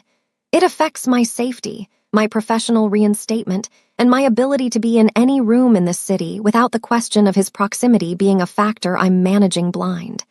She held his gaze. That is not a small omission. Siak was quiet. No, he said, it isn't. Then why? He looked at her, the direct, focused attention of a man who was not going to look away from an honest question, and said, because the last time you were in proximity to information about Rendell, you spent 3 years managing the damage alone. I did not want this meeting to be one more thing you carried into that room by yourself. A pause. I was wrong about the method. I was not wrong about the intention. The 32nd floor hummed quietly around them. Atlanta spread itself across the windows in the late afternoon light, indifferent and enormous and full of people who did not know that Callum Rendell was back in it. Find out which firm, Gabriella said. Siak nodded once. And next time, she said, picking up her bag, her voice carrying the full, quiet weight of a woman who had learned precisely what it cost to be managed rather than trusted. You tell me, whatever it is, you tell me first. She walked to the conference room door. Behind her, she heard him say her name, not Ms. Collins, not the professional address he used in every room with other people in it. Gabriella. She stopped. Did not turn around. He doesn't know you're here, Siak said. Not yet, but he will. Someone in his network will tell him, and when they do, he will come looking. A beat. I want you to be ready before that happens. She stood at the door with her hand on the frame and the Atlanta skyline in the window ahead of her, and felt the cold in her chest complete its full circuit. I've been ready, she said, for 3 years. She walked out. The firm was called Langbridge Consulting. Min found it in 4 hours, corporate registration, Buckhead address, a website that was professionally generic in the particular way of companies that want to appear established without inviting scrutiny. Callum Rendell was listed as a senior contract interpreter, his name third on a team page that had the quality of something assembled recently. The headshots slightly inconsistent in their lighting in the way that suggested they had not all been taken on the same day. Gabriella looked at his photograph for exactly as long as it took her to confirm it was him. Then she closed the browser and went back to the distribution agreement she had been reviewing before Min sent the link, and finished the review, and submitted her annotations to Adi's inbox by 6:15, and took the MARTA home. She did not tell Siak she had looked. She understood, without discussing it, that he already knew she had. The following week was the particular kind of busy that has its own quality of mercy, the kind that occupies the mind so completely and specifically that the things living at its edges cannot find adequate purchase. 3 active negotiations in parallel, 2 document reviews requiring Korean-English-German triangulation, and a call with Conrad Brower about a Zurich-based contract that was still in early structuring, but carried the particular complexity of cross-jurisdictional asset language that Brower, with characteristic precision, had flagged 6 weeks before anyone else would have noticed it. She and Brower had developed, over the preceding weeks, the working shorthand of 2 professionals who respected each other's methodology without requiring extensive explanation of it. He sent her documents with his questions already annotated in the margins. She returned them with her responses in a different color. The exchange was efficient and almost entirely free of small talk, which suited them both. On Thursday, he added a single line at the bottom of his annotation that fell outside the document's scope entirely. The Rendell matter. If it becomes professionally relevant, call me directly, not email, directly. She read it twice. Wrote understood in the margin. Send it back. Is the past coming back? It was already in a building 2 streets from where she had spent 6 months being invisible. The only remaining question was timing. It was a Friday when Siak asked her to stay after the last meeting of the day. Not unusually, they had developed the habit, over 6 weeks, of a brief end-of-day accounting that was part debrief and part preparation for the following week's schedule.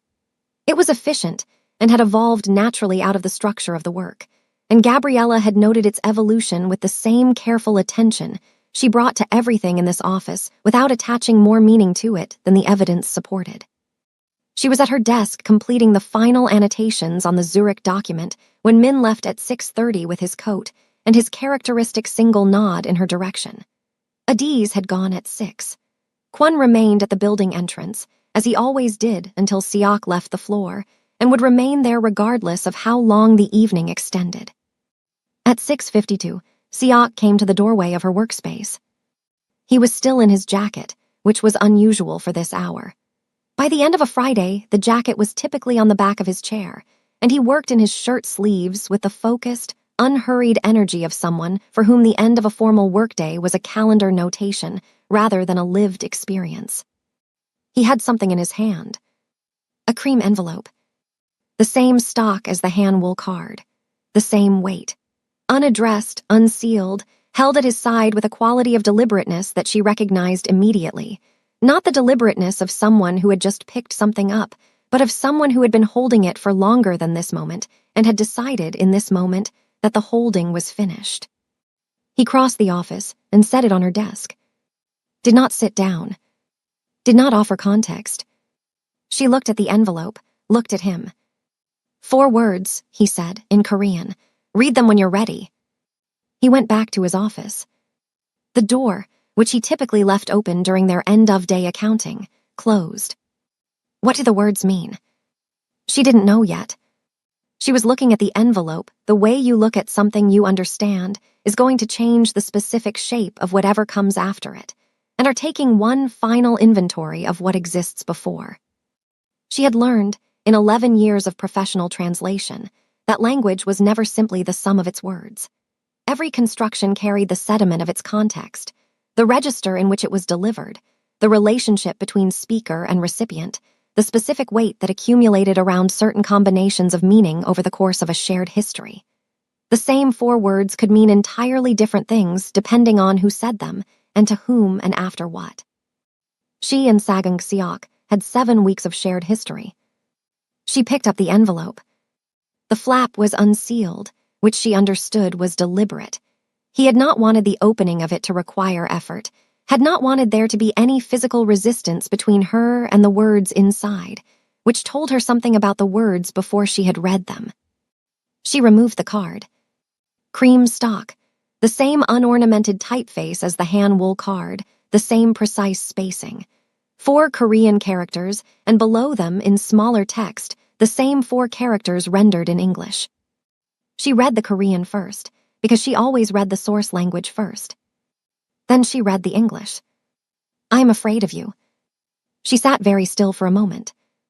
Not because she didn't understand the words. She understood every dimension of them. In Korean, the construction he had chosen was not the fear of threat or danger. It was not the word used when something was dangerous to you. It was the word used when something had the capacity to undo you. When the thing you feared was not what it might do to you from the outside, but what it had already done from the inside, without permission, before you had determined whether permission was something you were prepared to give. He had chosen that word specifically. Out of every available construction in a language with more precise emotional vocabulary than English allowed, he had chosen the one that meant, "You have already gotten past the part of me that decides." She looked at the closed office door. Why is he trembling? She hadn't seen it directly. She had seen what came before it, the jacket still on at 6:52, the envelope held at his side with the quality of something that had been decided and not yet delivered, the door that closed for the first time in 7 weeks. She had read rooms for 11 years. She knew what a man looked like when he was in the presence of the only thing he couldn't manage. She put the card on her desk, stood up, walked to his office door and knocked once, not the professional double knock of someone requesting a meeting, the single knock of someone who is already coming in. He was at the window, not at his desk, standing with his back partially to the door, facing the midtown skyline in the last of the evening light, and she saw in the set of his shoulders, in the way his right hand was not at his side with its characteristic stillness, but pressed flat against the window frame, that the composure she had come to read as his natural state was present, but was costing him something tonight. She had never seen it cost him anything before. She stood in the doorway. "The construction you used," she said. "The specific character for fear, you chose it deliberately." He did not turn around. "Yes. It doesn't mean afraid of what someone might do," she said. "It means afraid of what they've already done." "I know what it means," he said quietly. "I wrote it." She came into the office and stood 6 feet from him, with the Atlanta evening arranging itself across the glass between them and the city going about its enormous, indifferent business below. "You have been afraid of very few things," she said. It was not a question, it was a translation, the same way she translated everything, reading the language underneath the language. In a life that has put you in rooms with dangerous people and dangerous outcomes, you have managed fear as a professional instrument, something to be assessed and accounted for and not permitted to determine the outcome. He turned then, looked at her with the direct, unguarded quality she had seen only in fragments before, in the elevator after the Tokyo meeting, in the Han-wool restaurant when she had asked what he had lost, in the conference room after she told him he should have disclosed Rendell's presence. But those had been fragments. This was the full version, and it was different from the fragments the way a complete sentence is different from its individual words. "Yes," he said. "And you can't do that with this."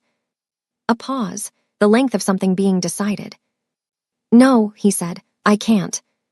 She understood, in that moment, what the envelope had cost him. Not the words, the delivery. Sagging Siak did not make himself legible to people. She had watched him for 7 weeks in rooms where every other person was attempting to read him, and finding only the composed, deliberate surface of a man who had decided long ago that visibility was a liability. He gave people what they needed to conduct business, and nothing that would give them leverage over the parts of him that were not business. He had put 4 words in an envelope and set them on her desk. For a man like that, she understood, that was not a gesture. That was a structural change. Will she read it now or later? She had read it. The question the envelope had actually been asking, the one underneath the 4 Korean words, in the language beneath the language, was not whether she would read it. It was what she would do when she had.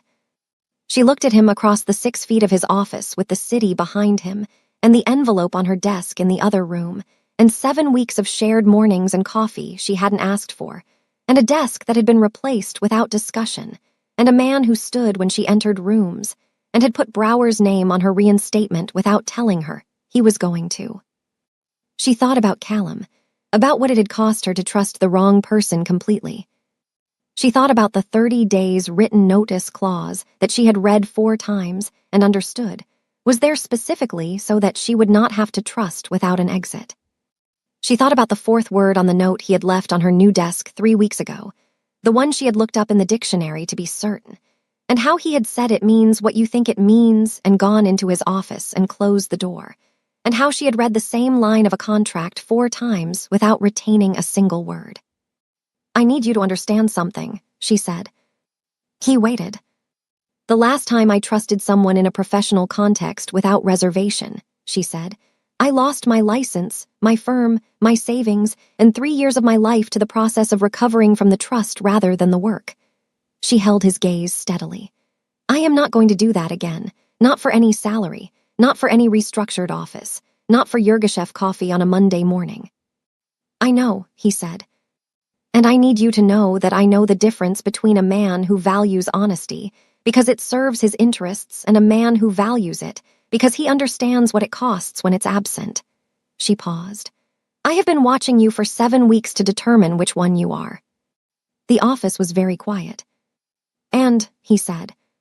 She looked at him, at the window and the jacket, and the right hand that was no longer completely still against the window frame, and felt the specific, irreversible recognition of a woman who has already made a decision and is in the process of acknowledging it to herself for the first time. "And," she said, "I haven't decided what to do about it yet." She held his gaze for 3 seconds. Then she walked back to her desk, picked up the cream card, slid it into the inside pocket of her jacket, against her chest, where the hospital bill had lived for 3 weeks until the Thursday it didn't need to anymore. She gathered her bag. At the office entrance she stopped. Did not turn around. "Tuesday," she said. "Hanwool, 7 o'clock. She walked out. Behind her, through the office, she heard nothing. The silence had weight to it. The best kind always did.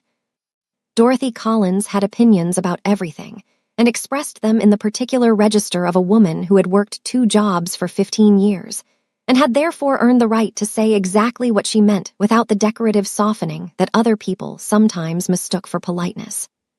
She had opinions about Dr. Osai's parking situation, which she found unconscionable.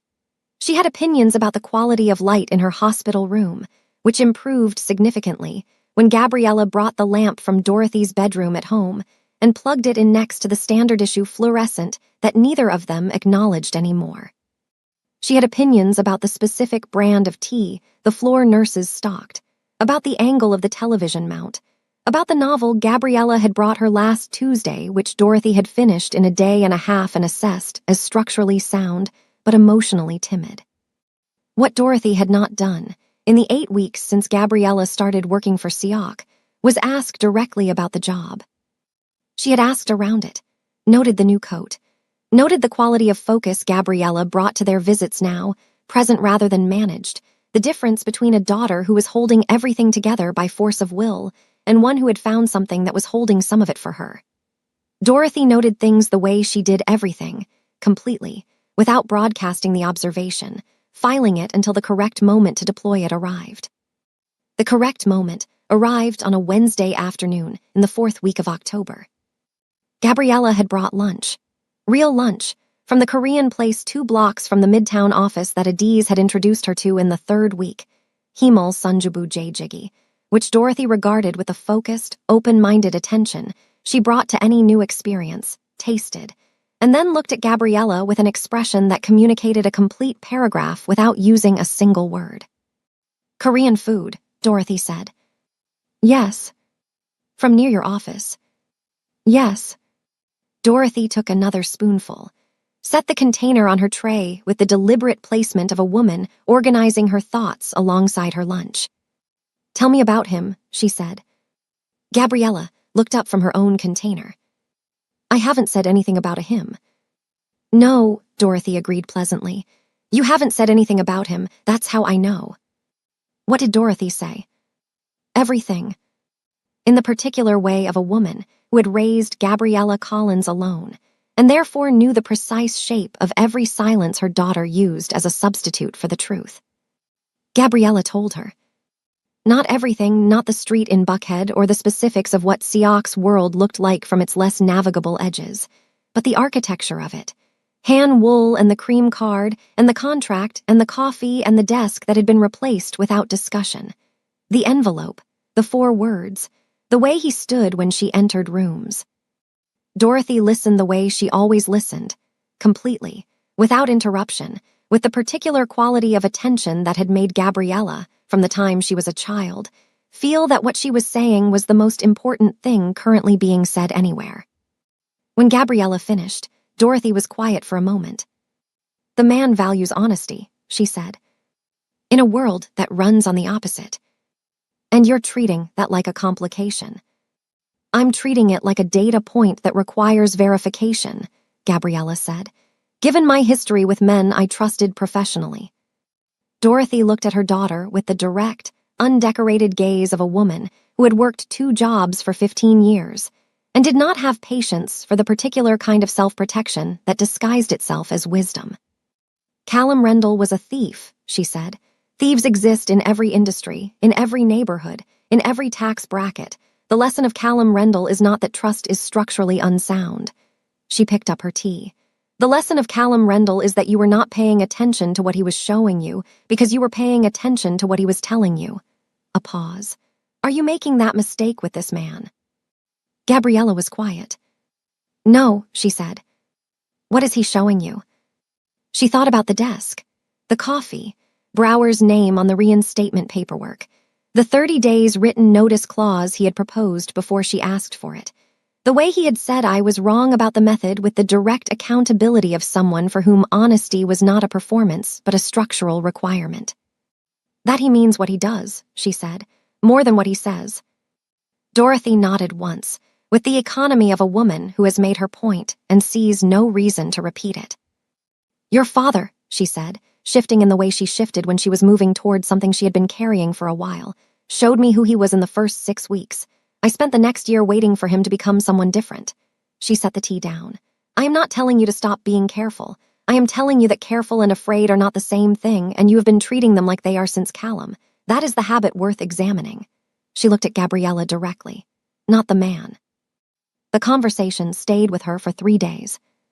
She turned it over on the MARTA, in the margins of documents she was reviewing, in the particular quiet of the office at 7 in the morning before anyone else arrived, which was when she did her best thinking, in the clean, unoccupied hour before the day accumulated its weight. She had agreed to Tuesday at Han Wool. Tuesday arrived. She did not go to Han Wool. Not because she had changed her mind. Because at 6:15 on Tuesday evening, as she was closing the Zurich document and reaching for her coat, Min appeared in her doorway with his phone extended, and his expression arranged in the specific neutral that meant the information he was carrying was not neutral at all. "Langbridge Consulting," he said. "Callum Rendell submitted a professional reference request this afternoon to the Georgia Board of Interpreters and Translators." A pause. "Contesting your reinstatement. on the grounds of the original licensing violation. She took the phone. Read the notification. Set it back on Min's desk. "Where is Siak?" she said. "He left 20 minutes ago," Min said. "Han Wool." "Is part 2 going to be a war?" She stood in the Midtown office at 6:17 on a Tuesday evening and felt the answer settle into her chest with the particular weight of something that had been approaching for 3 years and had finally arrived at the door. Yes. The only remaining question was whether she was going to meet it alone or not. She took the MARTA to Ponce de Leon and walked the 12 minutes at a pace that had nothing to do with the evening or the October air or the magnolia trees lining the last 2 blocks, their late-season leaves gone amber at the edges in the streetlight, holding the particular beauty of things that are about to change. She stopped at the last magnolia before the turn toward Han Wool's block. She did not know why she stopped. Or rather, she knew, the way you know things that are operating below the level of conscious decision, that she was not ready to walk into that restaurant until she had stood still long enough to finish the thought she had been having for 3 days. Dorothy's question. "What is he showing you?" She stood under the magnolia tree in the amber October dark and answered it honestly, without the architecture of caution she had been building around the answer since she first understood it was there. He had shown her a desk that protected her professionally. Coffee that said, "I paid attention to something small about you because small things are how I pay attention to everything." A contract clause he had added before she asked for it, because he had already thought about what she needed before she said it. 4 Korean words in a cream envelope delivered at personal cost by a man for whom personal cost was not something he permitted lightly. He had shown her, in 7 weeks, more of who he actually was than Callum had shown her in 3 years. Dorothy was right. She was not being careful. She was being afraid. And she had earned the fear, she had paid for it in full, in currency that had taken 3 years to account for. But fear paid forward was not protection. It was just damage, relocated. She was not going to relocate it onto this. She looked at the magnolia tree above her, the branches, the amber-edged leaves, the way the streetlight came through them in the particular pattern of something intricate being illuminated from below. She took out her phone. She called Brower. He answered on the second ring, which told her he had been expecting the call. "Rendell's contest," she said. "I saw it 40 minutes ago," Brower said. "It has no merit. The original licensing violation was expunged from the record when the investigation closed. He has no legal standing to contest a reinstatement on those grounds, and the board's administrative review will confirm that within 72 hours. A pause. However, she said. "He is not filing the contest because he expects it to succeed," Brower said. "He is filing it because he wants you to know he is aware of your reinstatement. It is a communication, not a legal strategy."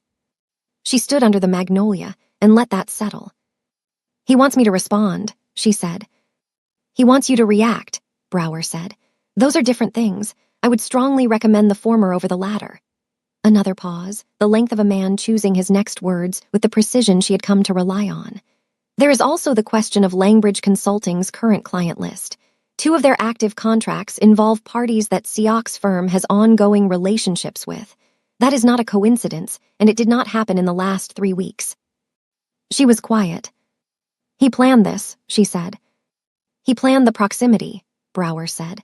"What he plans to do with it depends, I suspect, on what you do next." His voice carried the careful, factual warmth of a man who was operating at the boundary of his professional scope and had decided to cross it briefly because the situation warranted it. "You are not the same person he left holding the documents, Gabriella. He does not know that yet. That is your advantage." She thanked him. She hung up. She stood under the magnolia tree in the October dark with Atlanta moving around her and felt the specific, clarifying cold of a situation that had finished being abstract and become entirely concrete. Callum Rendell had come back to the city she had rebuilt herself in.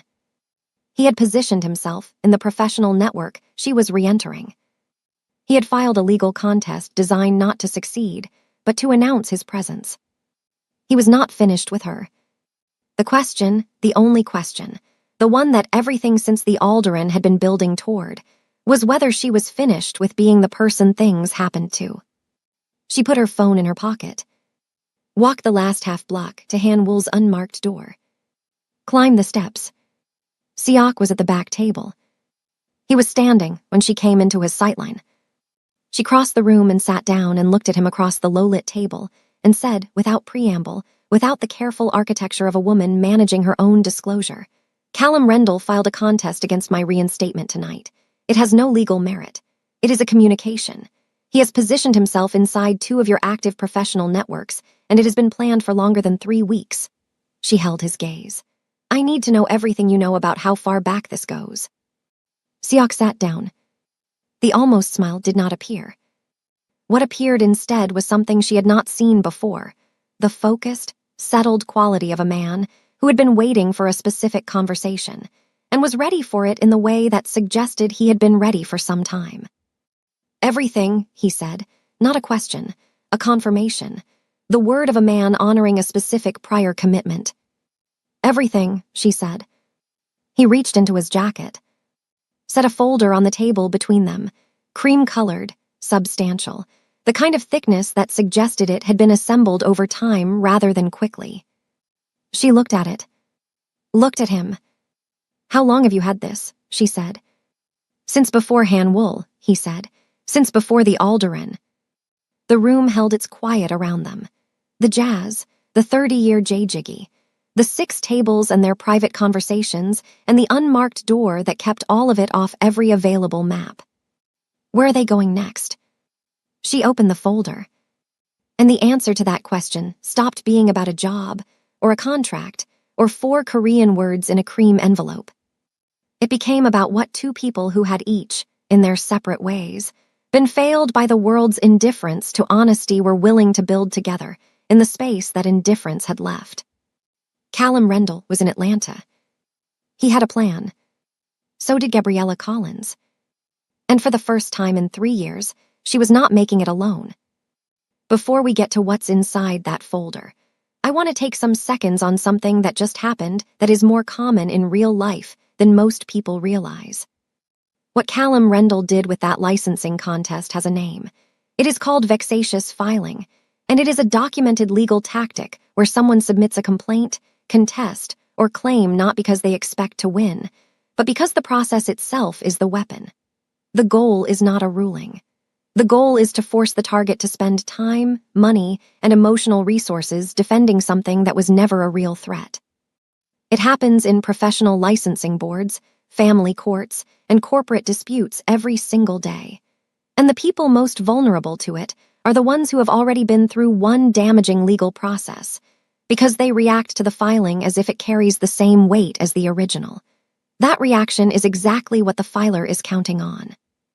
Brower gave Gabriella the most important piece of advice available in that situation. Respond, don't react. Understand the filing's actual legal merit before you let it determine your next move. If you are ever on the receiving end of something that feels like a legal threat, the first call is always to someone who can tell you whether it is one, not to the person who sent it. Now, back to the folder. Part 2 is coming. And the first thing Callum Rendell is going to learn, in a city he thought he knew, in a professional network he thought he'd mapped, is that the woman he left holding the documents has become the woman who reads every room before she enters it. And she has a translator. Subscribe, because the war has a starting gun. It just fired.